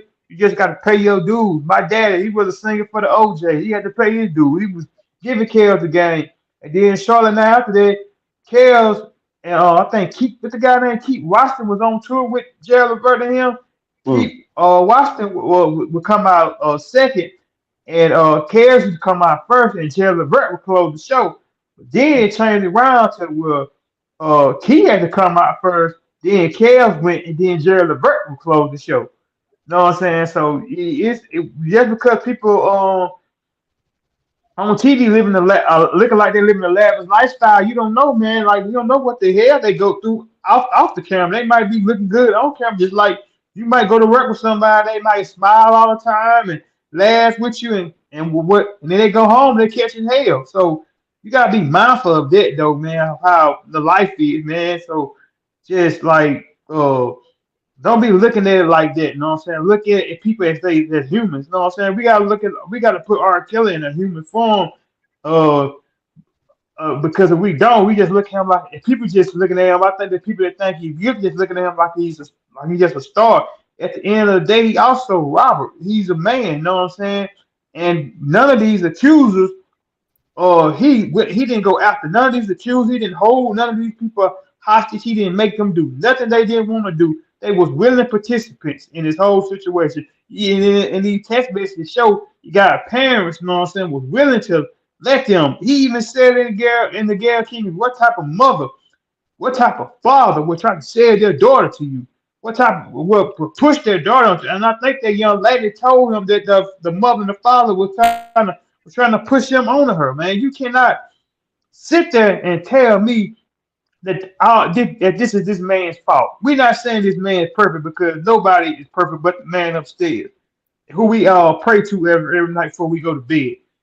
Ain't nobody perfect, man. But all I'm saying is, what we looking at and what we seeing, we 2 + 2, we ain't getting 4. You know what I'm saying? We getting 5. You know what I'm saying? With this shit, like, they ain't making no sense. Like, the media, it like Pop said, full of dirty tricks. Don't get caught up in the mix. You know what I'm saying? He was giving out that great game. Like, we gotta wake up, man. Yeah. After this all kind of stuff, I don't believe nothing that these people say on TV, because they sitting there saying one thing on TV, and then we sitting here looking at this shit for what it is. Like, here are the facts. They won't put, like, TMZ won't even put out the facts. Running Bo was supposed to do an interview with TMZ, and he was supposed to talk about the situation what kids were going through in jail, and how he, you know what I'm saying, what he told him and stuff. He was gonna go to TMZ and speak good on kids. Like, he's a good man. He don't deserve to be in jail. These accusers and these people that lied on him. Once he told TMZ that, they didn't even do the interview. They wanted them to say R. Kelly was in jail getting jumped on and beat on, and people not liking what he was being accused of. He would have told them that. I bet he would have got an interview on TMZ. See, that's how so, you know what I'm saying, the world's so messed up that they want to. Let me interject right there. They want to be based off negativity, but I fall back. Let me interject right fast. You go back to, remember the time when Hollywood Next called TMZ on live some years ago and told them that she knew R. Kelly. Just because she was a female, they thought that she was going to say something negative. It had a negative story. So once she told them, like, yeah, I just want to speak about the good, these motherfuckers hung the phone up. They don't want to hear no positive shit about R. Kelly. They want the negativity.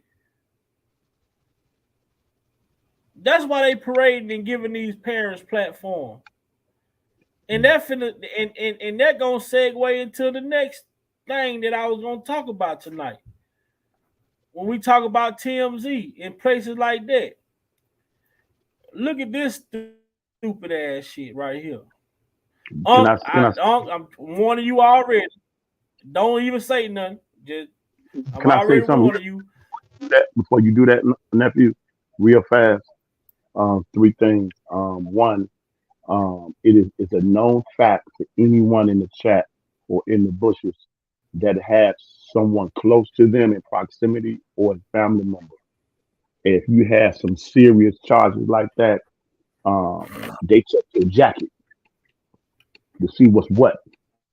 You know what I mean? Because it's a real life that goes in there, and you got to be determined where you're gonna be. And I'll just let that breathe for a minute. Those that understand what I'm saying, they get it. His jacket was checked thoroughly. They don't tolerate none of that stuff that's been alleged, that's been put all over the media, all in the papers, and all of over the stuff. It's sad and it's horrible that people do that, and they don't fact check, and they don't do their own work, and they refuse to do that, and they only want to live the rest of their natural life on allegation and what was said, and they themselves don't want to physically do research themselves and check and fact check. That's a horrific, but yet we allow that in this country. You know what I mean? I don't get that. And also, I can't do anything about the gift and the passion from what my experiences has been blessed to see and taught and be a gift to wherever I put my feet. However, I will make a note of doing my very best to watch my volume. At the same time, I would encourage those to also consider adjusting their devices, because each one of us has different brands and different devices. Some might be a little louder and be lower than others. I've noticed that with different devices I've had over the years. So I will make a note of that, and I appreciate Ms. Beth for doing that. At the same time, if you look up the proper definition of what the word screen actually means, that don't, what I was displaying don't match that, and I'll just keep it moving with that. And I don't mean no disrespect. It's all honor and it's all love. And also after that, I yield back. And when nephew shows what he shows, we want to bring brother J Rock on. It's always a blessing, J Rock, to have you grace the platform. I yield back to you, nephew. Okay. Yeah, so we talk about the media and the shit that they give airspace to. Like they not the real media. The real media that need to be talking about these text messages have yet to speak on these text messages. When I say real media, I'm talking about CBS, I'm talking about CNN, those platforms that broke the story when R. Kelly got into the situation that he got into. But I know Unc don't care for this shit, but I gotta say it. Jaguar Wright is out here staging. She staged the shit with R. Kelly with this girl. Now she's staging and she's orchestrating this shit to make it seem like she's trying to stay relevant. And when I say she's orchestrating this shit to make it seem like this young lady is beefing with her now, she decided to go out and get out. Look, I'm not gonna call the girl retarded because that's not right. But she's somewhere in between stupid and dumb, I guess. I'm trying to be nice, find a nice way to say something. I'm trying to find a nice way to say what they say. It ain't no. She may have some emotional it ain't the right way to say something wrong, but it is the wrong way to say something right. She may have some emotional challenges. Man, she got a lot of challenges, but this shit is wrong. Now, pay attention to this chick supposed to be setting Jaguar Wright straight about the situation with, what went on between them two. But if you look, it's going to remind you of a situation of Gloria Allred where these people read off of the paper. Well, hold on. I can't make this shit up. So, I seen a video of Jaguars on King Payne's live talking about she's paying for my life. If you're paying for my life, then I wouldn't have to come out of pocket for nothing. You don't even pay for your own life. Let's be honest. Let's be honest. What income do you have? What income do you have to be supporting me? Do you earn the money that you're spending? No. Is it your money that you're spending? No. When the last time you really had a job? And I never, somebody said I robbed her. I never robbed her. What does she have? Your lights on that you on right now that's under my name that you have is under my name. You never paid me the bonds money. You never did, and you don't even go get checked in. It's more things I can let the world know. If you keep speaking on me and lying, don't lie. And you talking about a candle when if I'm doing something, I don't have time to go. Your son offered to go get the candles out of your room that you want to do whatever you want to do in that room. And if y'all call this, then y'all know I'm not about to buy my tongue for nobody. I'm not about to buy my tongue for nobody. She gonna try to bring us as a storyline when we end it amicably. I said I'm not going with you. I'm not. He told you months ago, like 2 months ago,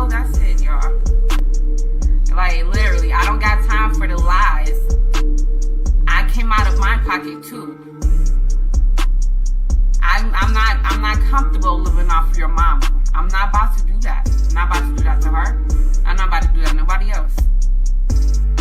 You need to be honest in your life and what you do.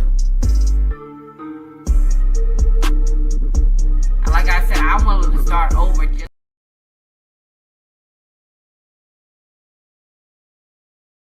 I can't take it. I can't take how she keep looking down at this paper or whatever she reads from. Like, Jaguar Wright and told the girl to read this shit like they got a beef with each other. Like, all this shit, man, what the fuck do these people come from, man? How? I don't know. Man, I never seen so much goofy shit, man. The girl say her Jaguar lights in her name.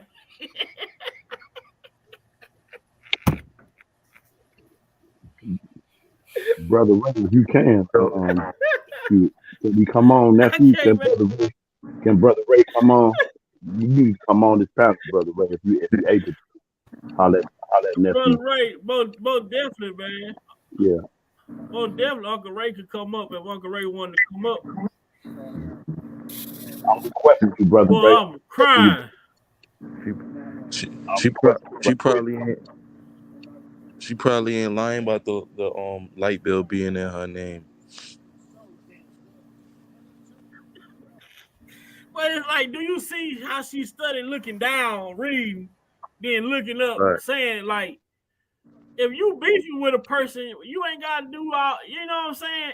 It like, we done learned this shit. Like, that's the same shit Gloria already had these people doing, reading off this paper of an experience that they claim they went through. Facts. If the shit happened to you, what you need to do for? Traumatic experiences that's gonna come from the heart. That shit gonna stick with you. Yes. Ain't no paper with no traumatic experience. Hell no. All right, little Matt. If somebody did, Yeah, she went to jail today. They say Jaguar Wright was at the pool and got locked up, put in the handcuffs. Blessing to you, Dean. What's up, nephew? How you feeling, my brother? What's up, Unc? What's up? But nah, as I was saying though, like, and all these God giving everything to them, like God giving everything back to them. All the bullshit they put out, trust me, it's steady coming back to them. Cause look at Jaguar Wright ass out here going crazy. She went to jail today. Exactly. Went to jail the other day for even her. She got her husband coming out, making her look bad. Like, man. Then her car got repossessed, and she came outside talking about the people that towed her car out her parking spot. Come to find out the car got repossessed. but yo, for 1,000,000% sure, we all know that Legina Gold Girl only came about because of Jaguar, right? Yeah, Jaguar brought that girl. But you let Jaguar Wright till I guarantee she tell you some BS that, oh, what a case may be, I'm not the one that put her up to that. Come on, that girl's slow, but she ain't that slow. Nah, she's slow as cold syrup, man. Yo, I can't believe, man, like this R. Kelly thing just been like one big shit circle. Like, shit is just so disrespectful. I'm telling you, they just. I has feel attracted like, some of the strangest vibes, man. Yo, Vi, the strangest. Like, I'm telling you, I feel like God just said, yo, we just gonna take all the weird motherfuckers in the world and just pack them all in the R. Kelly sector. And you saw this clown, what you call it? I don't know if you seen this clown. Prima Donna had reposted it. Javante Cunningham, yo, getting on there lying, yo, just lying on the I don't want to call a person out their name, but what the case may be, that the transgender YouTube channel. Yeah, Javante up there was lying, talking about, yo, this is what she goes and say. She basically was saying, yeah, a lot of them girls on there was lying, but I'm telling the truth. Really? You got to be the only one that's telling the truth, man. If you don't go on with yourself, like she got on there and told one bold-faced lie. I'm trying to remember exactly what she said, but it's gonna come back to me. She said something that was so crazy. I was just like, wow. Well, we already knew she was a liar when she said, oh, she seen the door just flew open and she seen her R. Kelly and Aaliyah having sex. Let me say this, and real briefly, I want to set the tone to bring distinguished brother J Rock in. Brother J Rock, I was outside enjoying the weather, cleaning out the truck, and my neighbor, his wife, I spoke to them. They was sitting out there, and I, spoke to both of them. I think he got to work tonight, so he went in, chilled and relaxed like he normally do. So, I call her sis, and so she's sitting on on the porch, and we get to talking, and Kels came up. She initially mentioned that, and I said, normally I said I don't try to engage in that unless someone has been following the case and been reading the court documents. They've been reading transcripts, and they've really been doing their homework and their research, et cetera, et cetera. And because she has daughters, so she expressed her stuff, and over the years, her and her husband and I have developed a good, solid, respectful rapport for one another, where we are unbiased about a lot of subjects. We can be open, we can share back and forth, and so we comfortable with the dialogue. And so briefly, I shared some things about the case because she opened the door for the conversation on that particular subject. And when I shared with her regarding the catalog, I wasn't well versed, like our brother J Rock, but I was able to share some information that got her antennas up. And she was like, wow. And she even said some things that was on point. You know what I mean? And one of those individuals who was like, listen to what the media is saying, because they are reporting the local news, but at the same time, question it because she's an independent thinker, like something ain't right. And so when the conversation came, like, wow. And so I was suggesting that for other stuff, and then I was suggesting to look at this, pull up this, do this, and all of that.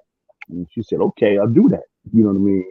So I felt good about that, because normally I don't try to impose anything on anyone when it comes to that particular subject, because I understand the sensitivity of the subject, and I don't downplay anybody's experience who had a real experience, and this kind of hit home. So after that, I felt amazing after that conversation. And so I want to ask J Rock, what do you think about that moving forward? How Brother Lex, and I yield back to you, J Rock. Brother Lex came on last night. He made an interesting point as we were closing out the live, that, and I was saying this off the air to my nephew, I don't believe that it's a coincidence that the text message came out, yet there's no more conversation about the BOP officer. Also, Mr. Kelly has a right as a human being on this planet, his civil right, his constitutional right to voice his concern about what he believes in justice for his situation in his life, and being attacked for voicing his concern, his opinion, to the point allegedly no proper medical care during this period while he was speaking out.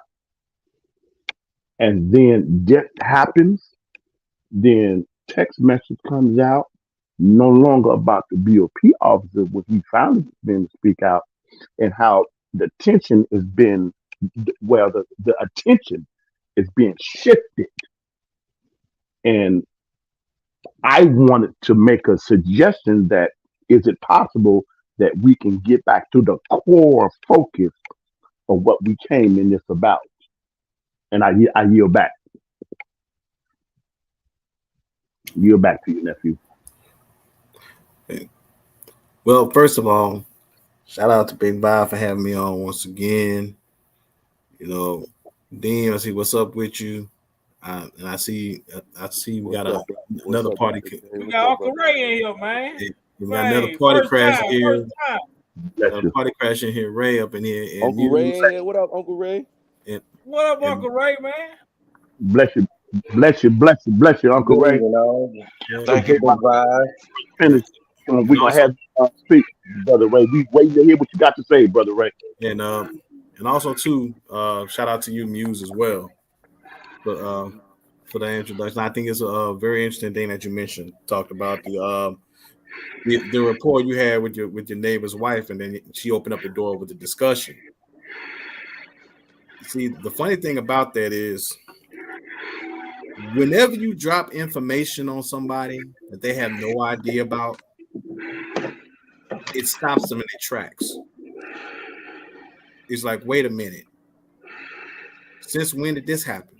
Where did this come from? Because I was on a thread on another discussion when somebody brought up the fact about his catalog, and one of the comments was like, oh, that's not true because R. Kelly signed his catalog away a while back. They would, and if he doesn't have his catalog, why would they still be destroying him unless he was actually still messing around with these quote unquote little girls? Paraphrase what he's saying, of course.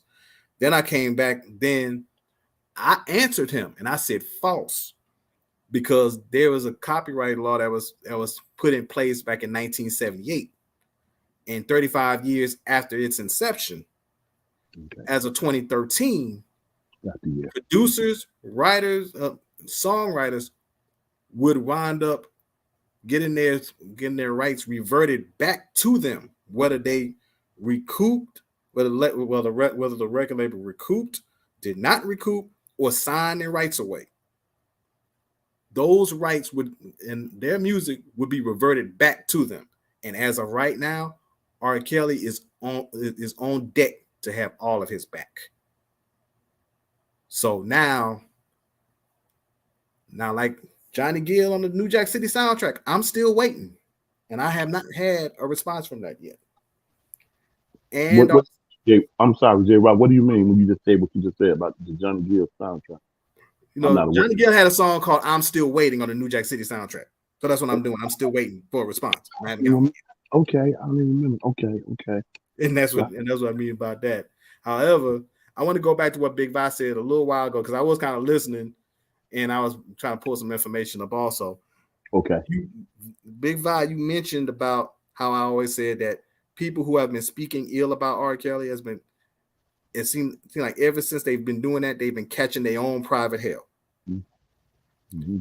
Now, I'm not sure if you guys heard about this or not, but in case you haven't, Hulu is coming out with a Freaknik documentary that about the '94 Freaknik, right? I've heard. Yep, I've seen that on someone else. Yeah. Facts. Facts. Jay, I've seen that. Very in the time frame. Very. Now, I don't know if y'all know this, but now you've got some prominent Black professionals that's ready to sue Hulu over the documentary release. Wow. They say, yo, you're gonna see a lot of people moms looking like hoes and a lot of people dads looking like predators.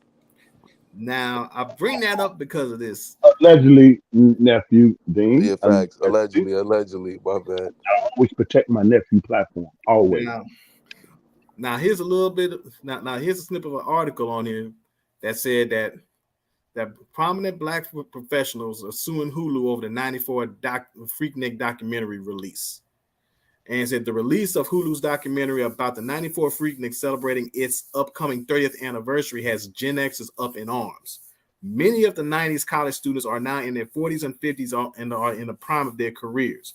A group of prominent Black professional women plan to sue the streaming company and to block this film's release. Wow. Based on concerns about what could potentially be exposed, they are filing a lawsuit in Atlanta's federal court against Hulu. The women are saying it is unlawful because they did not sign media releases. However, produced in part by Uncle Luke Campbell, who tweeted out the doc's announcement last week, Freaknik's The Wildest Party Never Told will also see Jermaine Dupri, who will also play a part in production as well. The choices seem fitting given the link that both artists had in cultivating the ATL party scene in the early to mid 90s. Geraldine L. Porras, who will serve as a showrunner and executive producer P. Frank Williams, in addition to the Mass Appeal executives Peter Bittenbender and Melissa Cooper, Eric Thomas, and for Swirl Films, Terry Ross and Alexa Devon and Nikki Biles and Jay Allen. However, while now some of the cast members of the RSMS, which is Ricky Smiley Morning Show, agree that with their defense and believe it may not hold weight in court, Special K and Brad believe that fair use will come into play due to it having independent footage of the mass public. This group of women is comprised of one politician, 3 high-level corporate executives, and 1 judge. According to media takeout of the C-suite, one of the C-suite executives stated that they are already videos circling online that show her in a quote-unquote unflattering light. She is married with 3 children, earns north of $1 million annually in her position, and is hoping to block the official debut of the documentary. The women plan to remain anonymous. More details of the case is continuing to develop. The Freaknik documentary is set to hit Hulu in 2024 with a mid-April release possible. Next April will be the 40th anniversary of the famed 94 Freaknik celebration. Now, the reason why I bring that up is this. R. Kelly didn't sign no release in Surviving R. Kelly. Speak on it, J-Rock. Speak on it. He didn't sign no media release for that. They had no problem raking R. Kelly over the coals, dragging his name like his name was like he was James Byrd in 1998 in Texas. Yeah. They had no problem doing that. But now, all of a sudden, when you had a documentary that is now coming out about Freaknik, it's a problem.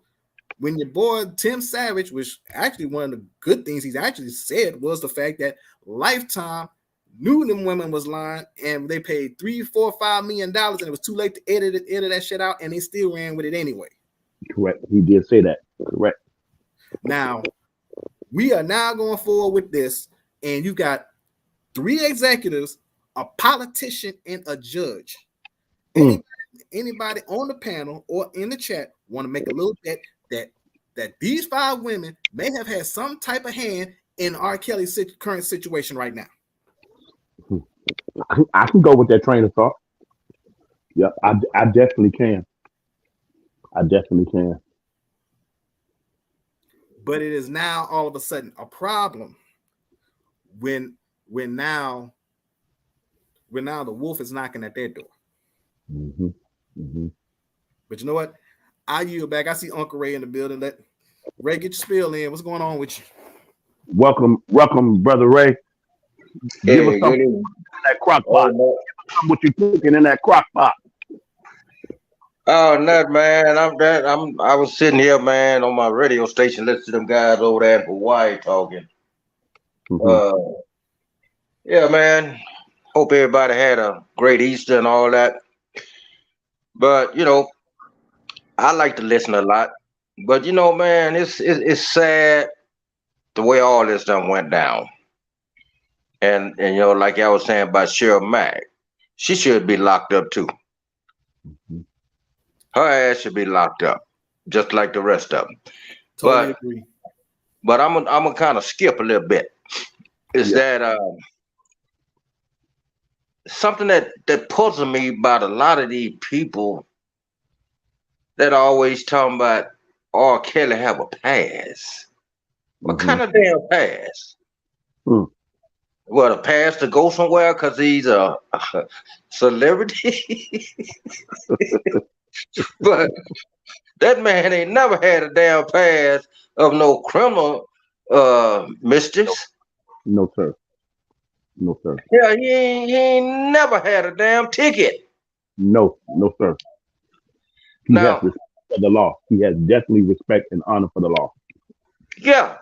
So these people are holding on, talking about he have a pass, and they want to keep it lingering about his no,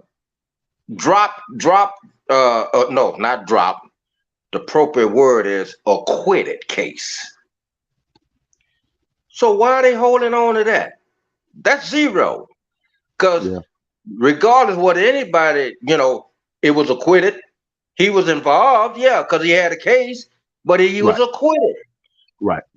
So they holding that just like they hold anybody else with a criminal record. Hey, man, you pay your dues to society, you start fresh, right?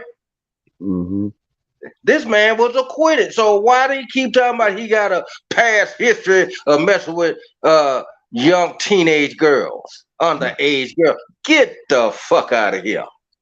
Yes, sir. And you said something, nephew, Big Vi. But that Miss Cool, that's what I call her, the one that when we was on Choke Channel, that old bright chick with a hat and her hair was laid down. You can tell she wasn't nothing but a damn hater. Y'all can tell the haters because they have nothing good to say. Yeah. Well, one of them brought a clip up. Choke played a clip of the sheriff over there in Florida, right? And they started saying something. So one woman asked, well, you saying this and another. Prove it. Show us a clip. I ain't got no clip. Well, you ain't got no damn evidence because you ain't got no evidence. You ain't got shit. Stop it.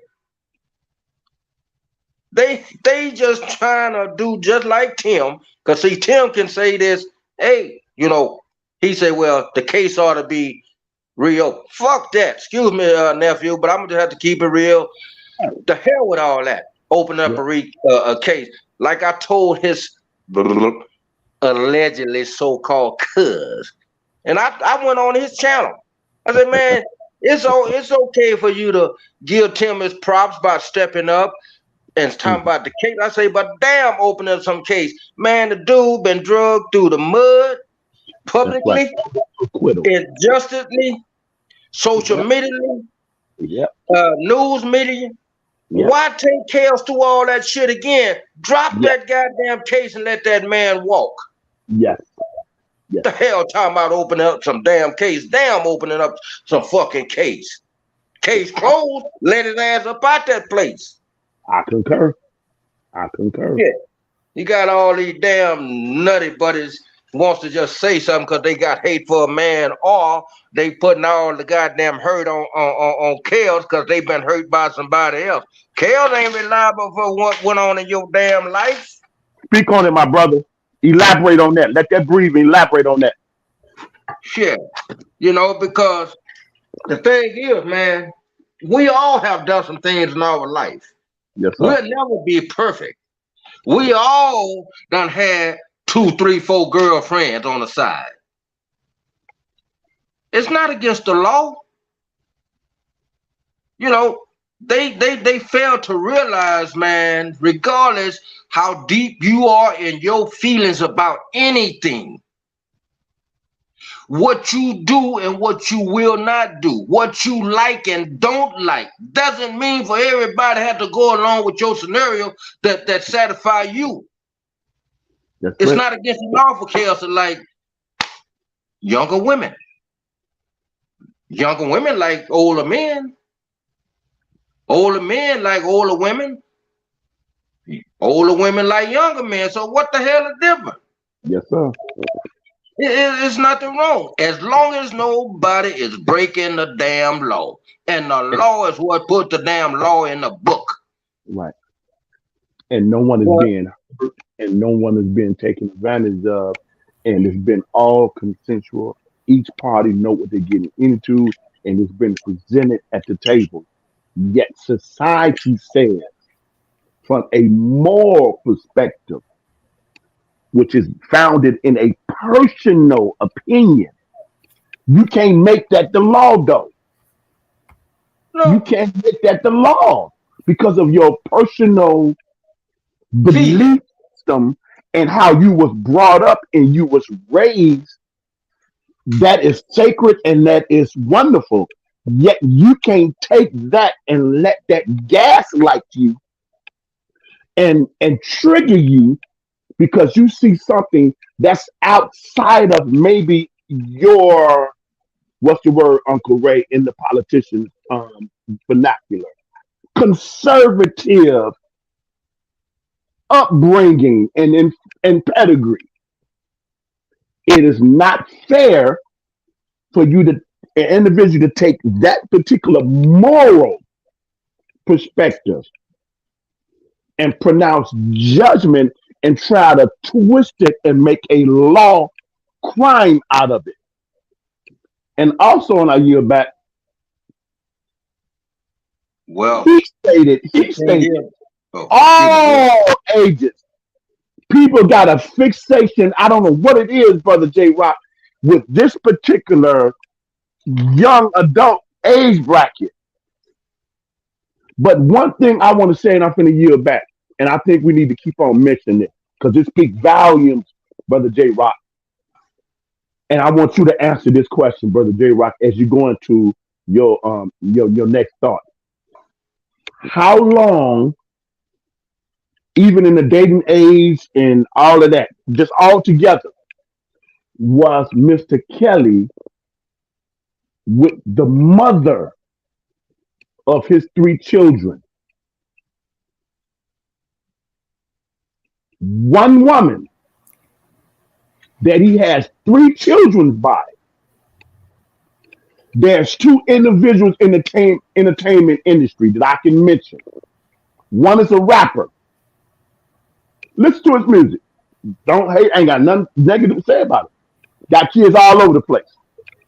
Another TV personality, the actor / rapper, whatever.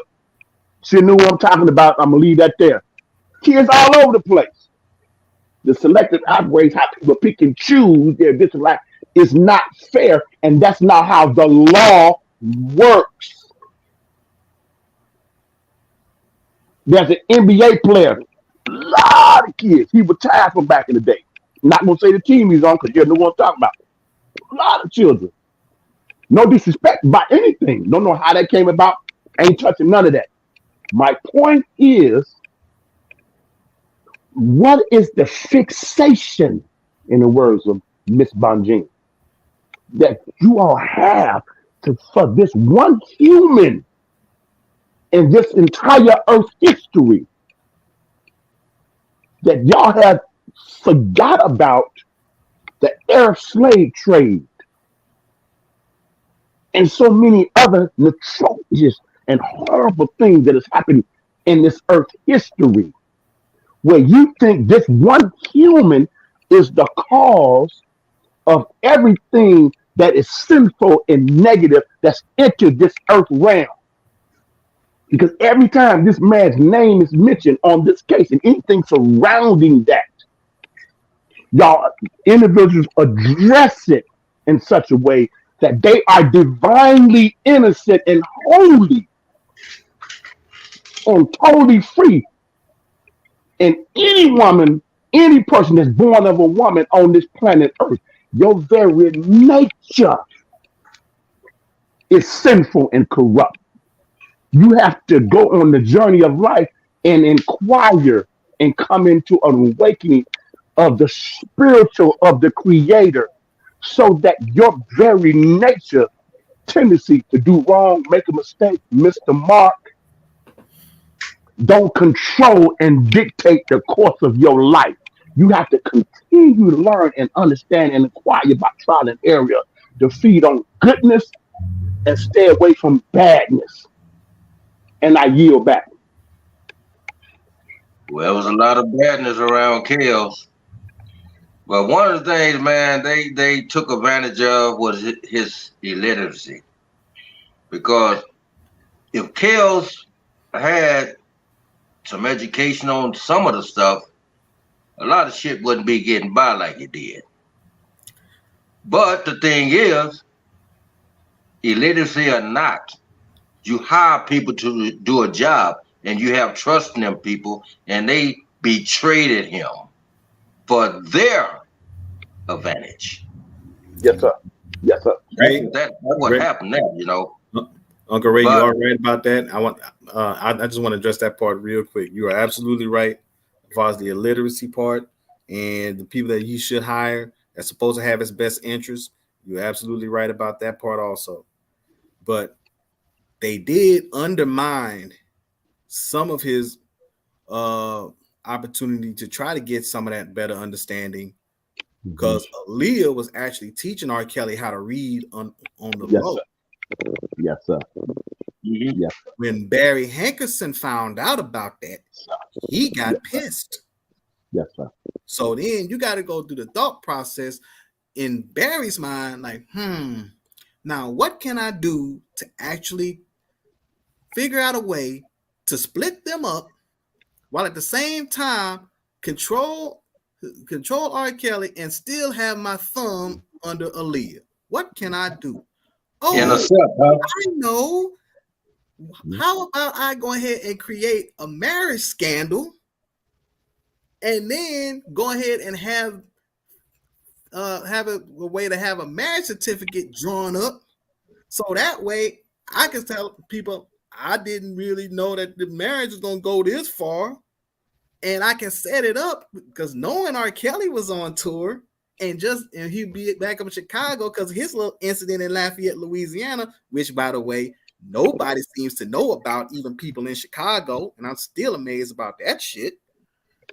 Yeah. And then we have Demetrius Smith go ahead and draw up, I don't know, get in contact with some people with a fake ID for a marriage certificate. These people have been out here, have been collaborating, coercing, and just flat out been conniving this whole time as far as how they was trying to plan everything out. And whatever move he was going to make to try to make benefits for himself, they were doing everything they can to try to undermine it. Try to knock him down every time. Because, you know, and a lot of them knew Kel's weakness was for women.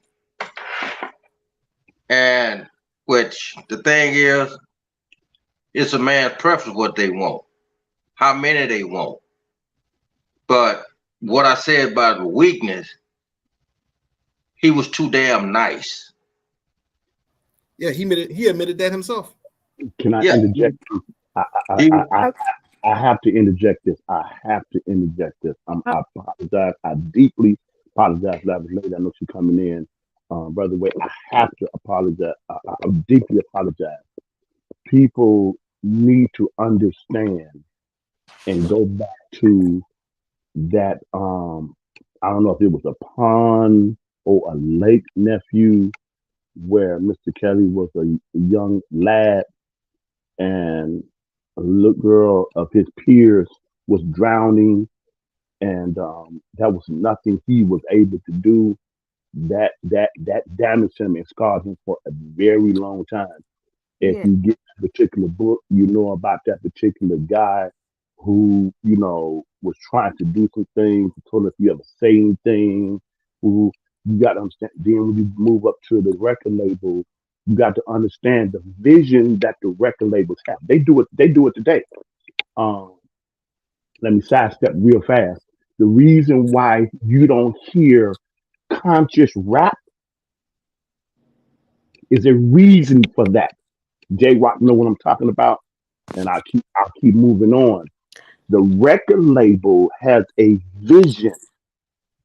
If you're not an independent artist or have an independent label, that's your label that you're under.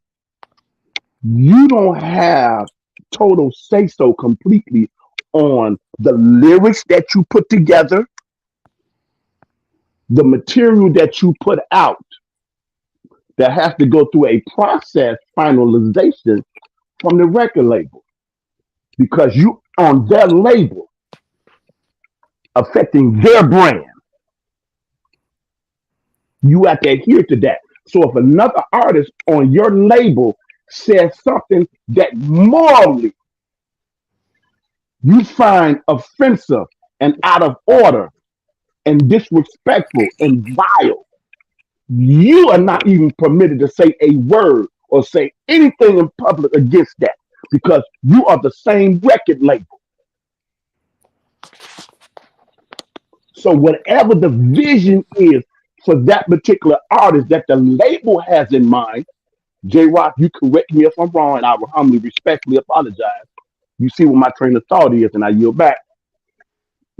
Where they wanted to take his vision, his brand, and the idea they have for him is what you see. But if you listen very closely, as time went on, Mr. Kelly's music changed and was incorporating certain things where you had inspirational songs, rap songs.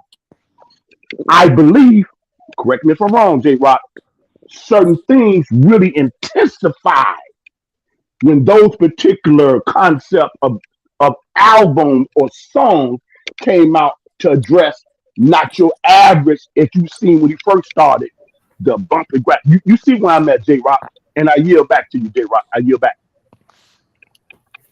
Okay. Hey, everybody. Hey, Miss Lavish Lady. How everybody doing? Hello to everyone. What's up? What's everybody in the chat. What's up, Lavish Lady? What's up, Mama Love? What's going on? So y'all listen. If I got a job to go to. Yeah, you talk. Yeah. So we gonna have to cut this short. Okay. So everybody can say their last thoughts, and then we gonna have to end the live because he got a job he gotta go to. All righty. Can J-Rock elaborate briefly on that, and we can just close it out like that? So everybody, we go down the line, and everybody I'm say done. their last I'm done. You're back. I'm done. Okay. Well, I'll go ahead. I'll say this. I think it's very ironic. Like I said earlier, all these people now up in arms about the Freaknik documentary coming out. I saw a live. I think it was the Angry Man live. Shout out to the Angry Man. Somebody posted a comment, and it took literally took the words out of my mouth, and it said that the Freaknik documentary should be as long as Surviving R. Kelly. Woo! Yeah. And I was like, hell yeah.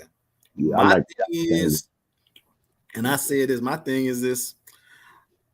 People talking about that they got a problem with, well, these people got, this was over 30 years ago. Now you want to bring this up. I say, hey, I ain't say that same shit when it came to R. Kelly. You ain't say the same shit when it came to Bill Cosby.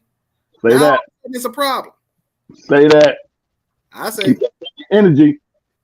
And my whole attitude is, I'm like, hey, roll that beautiful thought footage.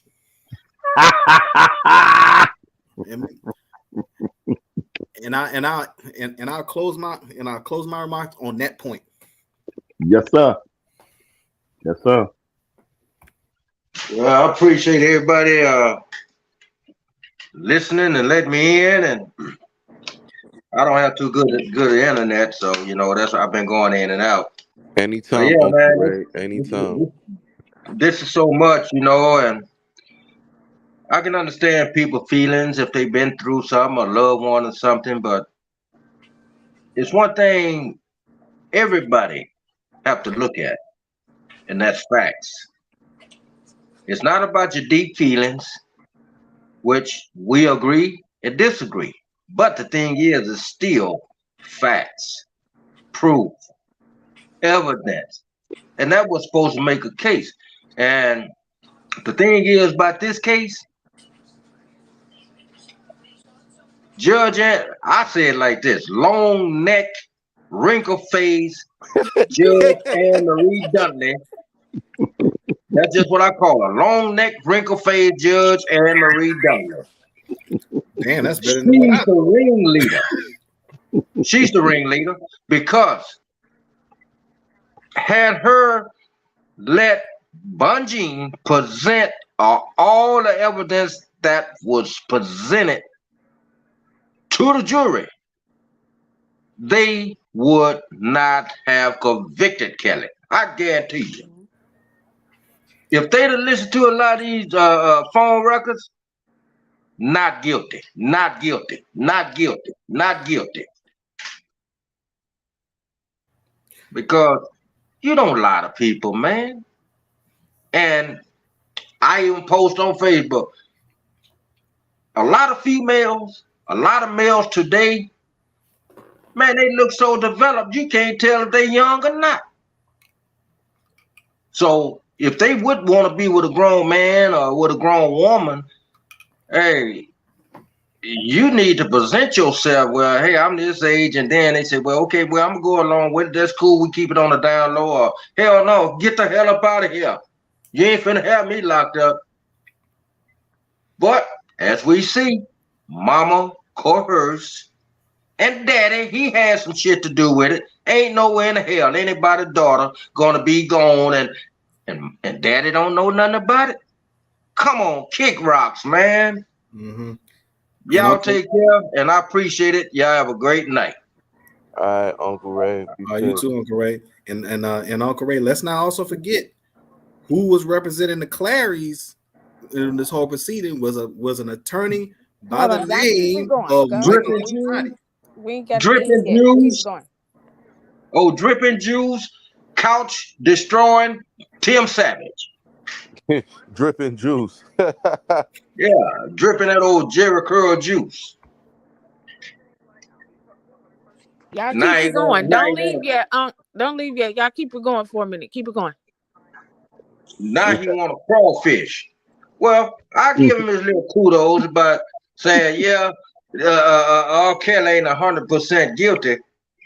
All right, you stepping up, but you still trying to make yourself look in the right. See, he always want to try to throw some cover up, but the thing is, backpedaling.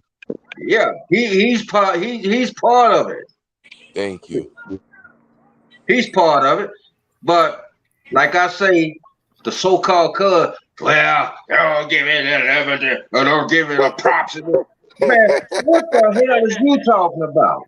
What the hell are you talking about, man? You going along with this man talking about reopening the case. Don't you know what this is going to do?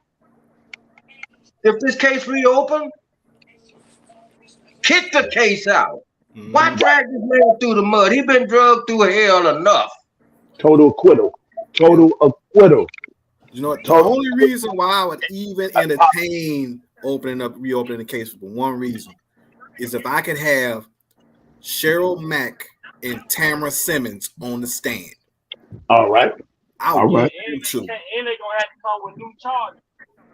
Yes. Prosecutors gonna have to come with new charges. They're gonna have to figure out another way to try to bring these charges. I mean, ain't no way around it, man. They can't make no charges for the bullshit they charging man with. It's all bullshit. But what I say is, damn a reopen. Because it's just going to be more bullshit, and it's just going to be, number one, I'm looking at him. I ain't looking at all them other bag-grabbing heifers, man. They don't even exist. My interest is in Robert Sylvester Kelly. Yeah. The dude is 56 years old. Yeah. You know, just say alone. Just cut some of the stuff off that went on. Okay, just cut some of that off. Just alone, he been segregated from what he loved: his music, people, happiness, out in the open. All that shit been stripped. For one. Two, it ain't fun sitting in no goddamn cell. I know about that. It ain't fun. Yeah. It's not fun at all. Ain't no damn happiness there. Only crooks that's there being crooks inside. I know about that. Yep. Yeah. You know, those type of people, they make that a vacation for them. Because you got more crooks inside being worse crooks than he was when he went in. Right. That dude is in hurt, man. He's hurting. He's hurting just like a person that lost their child. Yeah. But also, and then they want to talk about reopen the case. I'm gonna tell you. From the aspect of everything going on, you sitting in this cell, isolated. Now you thinking about all the people that you put out for them. Everything you read in these documents, all the statements that these people gave, like that should make your time even harder, even longer, man. That's what I'm talking about. That's what I'm saying, man. Dude been drugged through enough. So can y'all imagine if this case reopened, all the shit he gonna have to go? He's more relieved now that the trials and shit is over with. He's just waiting for appeal. Yeah. See, he has some kind of relief right now because he ain't back in no courtrooms right now. Right. And so he have a better feeling about shit because there's so much that wasn't presented in the court that, how would I say, a chance of the doors opening for him to walk up out of there. Right. Because if those appeal judges gonna be precise, $100 and see all this information, they gonna be shaking their heads, say, "What the hell, goddamn Judge Ann Dunley was thinking about?" Yeah, how did this go on in a courtroom? They gonna ask. Right. I mean, and you got supposed to be for the people.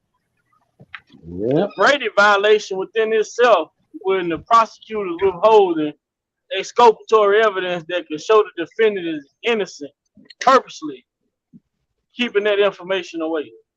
Yeah. And they even said it. They even said that if they turn over the 3,500 material, that it'll help the defendant more so than prove that he's guilty.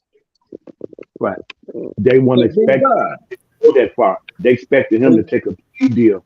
They were arrogant in their, the way they get their conviction, and they weren't expecting it to go the way it has went in certain public individuals and what we got in this country, social media and all of this.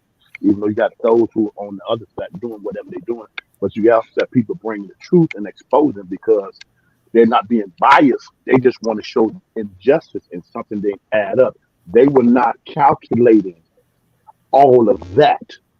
And so that's why you have individuals from the Time Life, original producers, gracefully, respectfully just bowed out.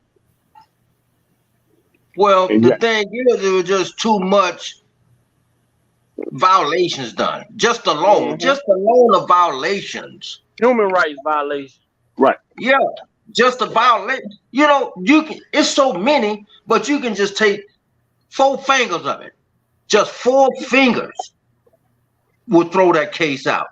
Okay, yeah. They violated his constitutional rights. They violated his disability. Yeah. Then the government, they twisted and turned shit around to twisted the narratives for more weight on their side. Then you got all these damn criminals. Coercion of witnesses. Yeah, that's what I'm saying. And common sense, just people that use common sense. Now, common sense ain't common. Yes, true. But I'm just saying, the jury, apparently the jury is either one or two. The jury didn't give a damn, or the jury didn't know. And what I'm saying about the jury is that either they didn't know the age of consent in Chicago, because when Azriel went to Chicago, she was of age of consent. Let's talk about that jury for a minute, because keep in mind, we've had 2 trials. We have not heard from one juror in either trial yet. Yeah. Unheard of. Not a one. Yeah. Unheard of, nephew. Yep. Definitely unheard of. You would have heard from somebody. If it was another trial, you would have heard from at least one juror. Somebody Shit, doing the the damn interview. what the guy named the white guy the actor Johnny Depp. Johnny Depp trial. You heard from them jurors, man. Right. Right. And see, my thing is the only reason why I wouldn't want them to just drop the case and just let him walk out is for one reason. And the one reason is I don't want the media to turn around and say, they got convicted. We convicted him, but he got out on a technicality. It wasn't anything else like that. He kind of got out on a technicality. It was some other like stuff. they trying to do Bill Cosby. Exactly. I don't want them to have that satisfaction. I want them same people to be drugged through the coal, raked through the coals like him. I want the same people. That's why I mean, even the robbery charge that they got him with, Demetrius Smith testified on stand that the man had no knowledge of bribing the official, and they still charged him with it. Yeah, right there alone, man. You can't blame this man for the fucking blatant disregard to this man right that the government, that the judge allowed to go on in the courtroom. It's not R. Kelly's fault. That's why I say she's the ringleader. She's the ringleader of this.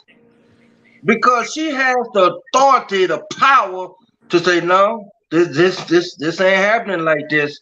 If y'all don't come with the solid proof evidence, you cannot present it. She That's allows what the government. Leonard Weber did eventually. That's what he did. Yeah. Oh yeah. And then he didn't start that way, but he changed. Well, he didn't want to look so bad, so he had to throw a little cheese out there. But my thing is also too, when they were saying man act or trafficking, whatever. Now, how can three people be charged with the same thing and two people walk and one don't? Explain that to me. How three people is charged with the same damn thing, but two is acquitted and one of them is locked up? Do that make sense? I know. I don't get it, man. It was some hogwash in this case, big time. Hold on, wait a minute. Who background is that? That's mine. I'm told I gotta get ready. I'm working. I gotta go out on a job site, so I'm loading my truck. Oh, okay. I'm like, who background? Mute that. Okay. Y'all go ahead. Yeah, man. I was gonna end the line, so I'm gonna have to end it in a few minutes anyway. So my laptop is still running upstairs in the office. So. But you know, I just feel sorry. Keep going. I'm gonna stay on till you got finished. But I feel sorry for all them scarred women out there. Now, if it was some solid proof evidence of the women having this much hurt behind this man, and I'm gonna tell y'all, one of the big things they dislike, because Kels like younger women. And no problem though. No, they of age. I gotta keep reiterating, it wasn't. Kels like all women. Thank you, Laverne. Please say that. Women. Please say that. Women. All we got to change that narrative. We can't keep focusing on that. All legal women. That's I'm a cougar. I'm a cougar lover. So what they gonna do about that? Right. Kels don't discriminate. Kels don't. I like old women. Come get me. Come get me. That's what my mama told me. I was 17 years old. I had a woman. She was about 37. My mama said, I'm calling the police. I said, well, I'm going to tell them I was a willing participant now. I'm letting you know. The woman ain't doing nothing to me that I don't want to be done. So you wasting your time. R. Kelly had a past. He's a predator. He did it and nothing. I say, man, I wanted to come in, but I didn't know if my internet, my phone, because this is another phone. But man, I'm listening to that old high yellow. She laid all back, looked like on the couch with her apple cap on her head. Her hair laid all down. She looking like some kind of manatee. And because that's what she looked like, a damn manatee. And man, she just throwing those calls, and no matter how much choke told her ass, come on, people. A spade is a spade. But Brother Ray, this is what people don't want to mention, that the government on the prosecution side, it is common practice that when you are charged with that type of label and that charge, that they do an evaluation. Their own psychologists and doctors. It's in the paperwork. I know that. That he is not. He is not none of that. But do they release that information to the even public? The judge said it. The judge even said he wasn't. She said that, Brother Ray, but she also said she even checked up, I think even defense nephew, if I'm not mistaken, to rephrase how they was addressing the ladies. She even said that's for documents. But we're on a different level. He's on, we call them girls, all that. They was of age, they was legal, they was women. She even, the one that pronounced them to 36, she even said that. Yes, but we're on a different level. You stepping ahead of what we're speaking about. I was talking about Judge Limweber said R. Kelly wasn't. But when I was speaking about that woman, she was in a chat in Choke's channel. That's what I'm talking about her. I'm talking about labeling him with that word. Oh, yeah. My bad. But in the documents, that is a common practice that when you are charged and labeled that particular title, you have to go to a psychiatric evaluation. He had that and didn't pass. He had fine color, but they put that information out of the results that prove they didn't do that. That's my point on that particular point. Yeah, but the public, I'm speaking about the public. They can have proof in their face and still don't see it. Now, like you say, paperwork. Okay, well, why are y'all going against the paperwork? Are y'all that damn deep into y'all feelings and thoughts and hatred for this dude because he like younger women? Come on, man, damn all y'all feelings and y'all thinks and thoughts, like I say, what you will do and what you won't do, what you like and you don't like. Right. We ain't got nothing to do with that. That's not how the law works. That's right. That's my point. You know, R. Kelly is a pedophile. Well, prove it. He don't have no history of coming up as a teen or nothing, being what you call him. Nothing that it proved that. On the government side, I didn't say the defense, the own government's evaluation of him. Yeah. The prosecutor's evaluation of him. Their doctors saw him. And then the dude gonna tell a lie for the defense side. You know, they ought to drag his ass to making all them payments, overcharging. Oh yeah, Bungie put his ass in the spotlight. They need to drag from goddamn Judge Ann Dudley, the government, the fucking prosecutors, and the goddamn immunity section 8 fucking witnesses. Yeah. They need to, how the hell you gonna have these? You know, but what I didn't get to say was, if the jury used common sense, they would think, well, wow, why all these people, you know, that's witnesses for the government, why do they have immunity in Section 8? Hell, they criminals too, so how can we believe them? They lied twice to stay out of jail or prison. You know what I'm saying? Because anybody that's sharp or some common sense of a juror would think, well, why do the government have these people with immunity? Hell, maybe they don't even know what the hell immunity is. Or Section 8. I don't know. But I guarantee you, with a jury using common sense of having knowledge of what some of the lawyers, like I say, Section 8, immunity, they done extorted him, which that's against the law. They done stole from him, that's against the law. Correct. All this. That's a zero irrelevant, witness to me, because if you lie one time to keep him going to jail, you done lied before, now you lying again. How do we know you telling the truth? Yeah. Just want to say thank you. This wasn't nothing but a goddamn railroad case. Just want to say thank you to the chat family.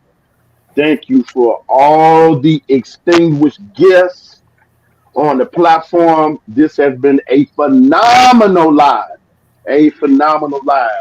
Just want to remind everybody about the 24-hour lock-in live that's happening April the 28th, 3 p.m. Check Mr. Big Vi Opinions community page. You get all the details. You got various emails of distinguished guests and chat members.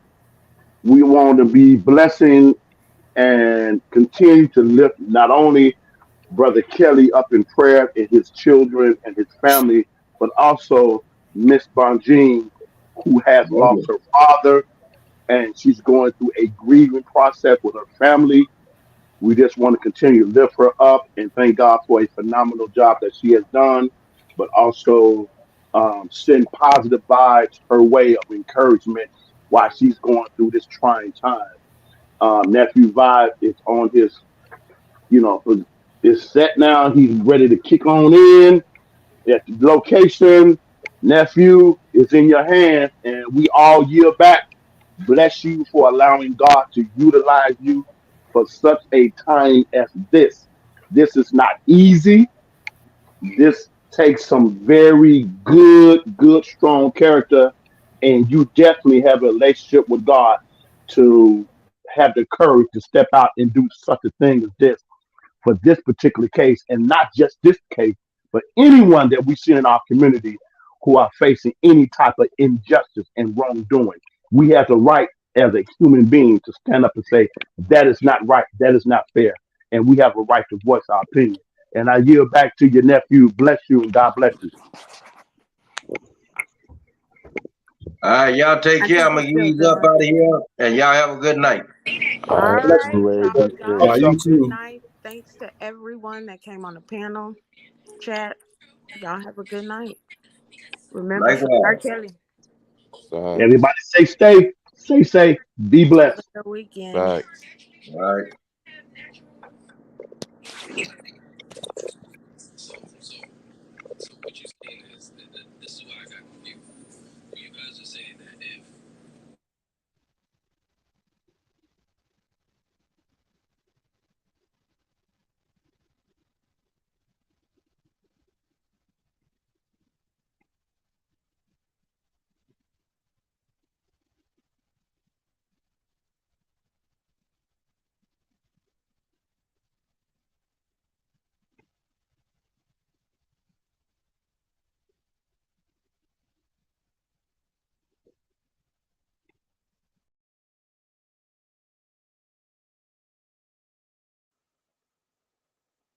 Yeah.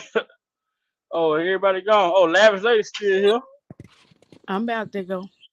I was waiting for you to come on and end it. Yeah, we about to get ready to end it. Yeah, we're gonna have a new schedule start next week also. Monday, Wednesday, Friday, 8 p.m. to 10 p.m. is gonna be our new hours of operation. So I'll be making a community post to make everyone aware of that.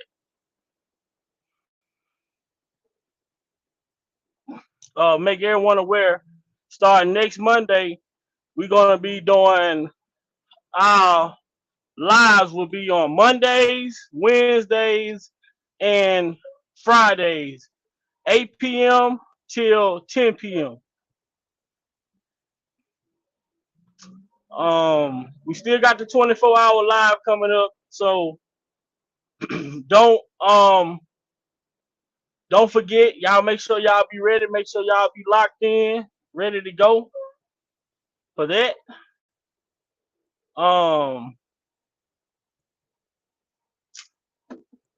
Yeah, that's about it. Other than that, free R. Kelly. Prayers for Miss Bonjean and her family. I'm gonna try to get around to it this weekend. Shout out to Tennille for sending me an interview that Don Russell did. I'm gonna go and listen to it and see what it's talking about and see whether I'm gonna present it or not. Like I say, I like to keep things in a positive direction over here and don't want to bring any unnecessary content. But if it's something that's in the direction where we're going, we most definitely gonna speak on it. We're gonna finish hopefully tomorrow. We're gonna go through part 2 of the reading of the letters of the text messages tomorrow, or Sunday maybe. But we want to do a recap of the first part of the reading that we did, the first 60 pages of the reading we did, and then we'll try to go over some more of the text messages. If we don't get to do it on this weekend, most definitely we'll do it on Monday, hopefully. Like you said, man, let's stay prayed up. Let's keep our brother R. Kelly in our prayers, and others that's in those type of condition or any type of conditions that may be causing a problem or effects within their lives. Let's keep our sister Bonjean lifted in prayer, and anyone who's out there grieving or going through anything, let's keep them in prayer. And like I say, let's continue to watch God work. We see Lori Lightfoot and Kim Fox are now, in odds with each other. So let's see what comes out of that situation.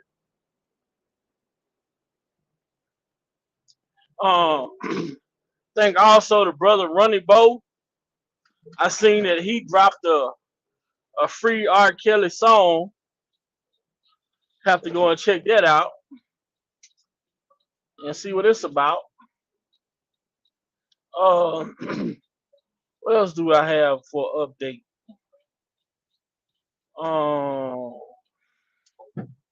I think that's all I have for update. So thanks everybody for coming. I appreciate you all. Y'all are the best chat on YouTube. I say that every time we come on, every time we leave. Shout out to the chat. Y'all the best in the world. Shout out to the panel, man. We could not make none of this happen without y'all.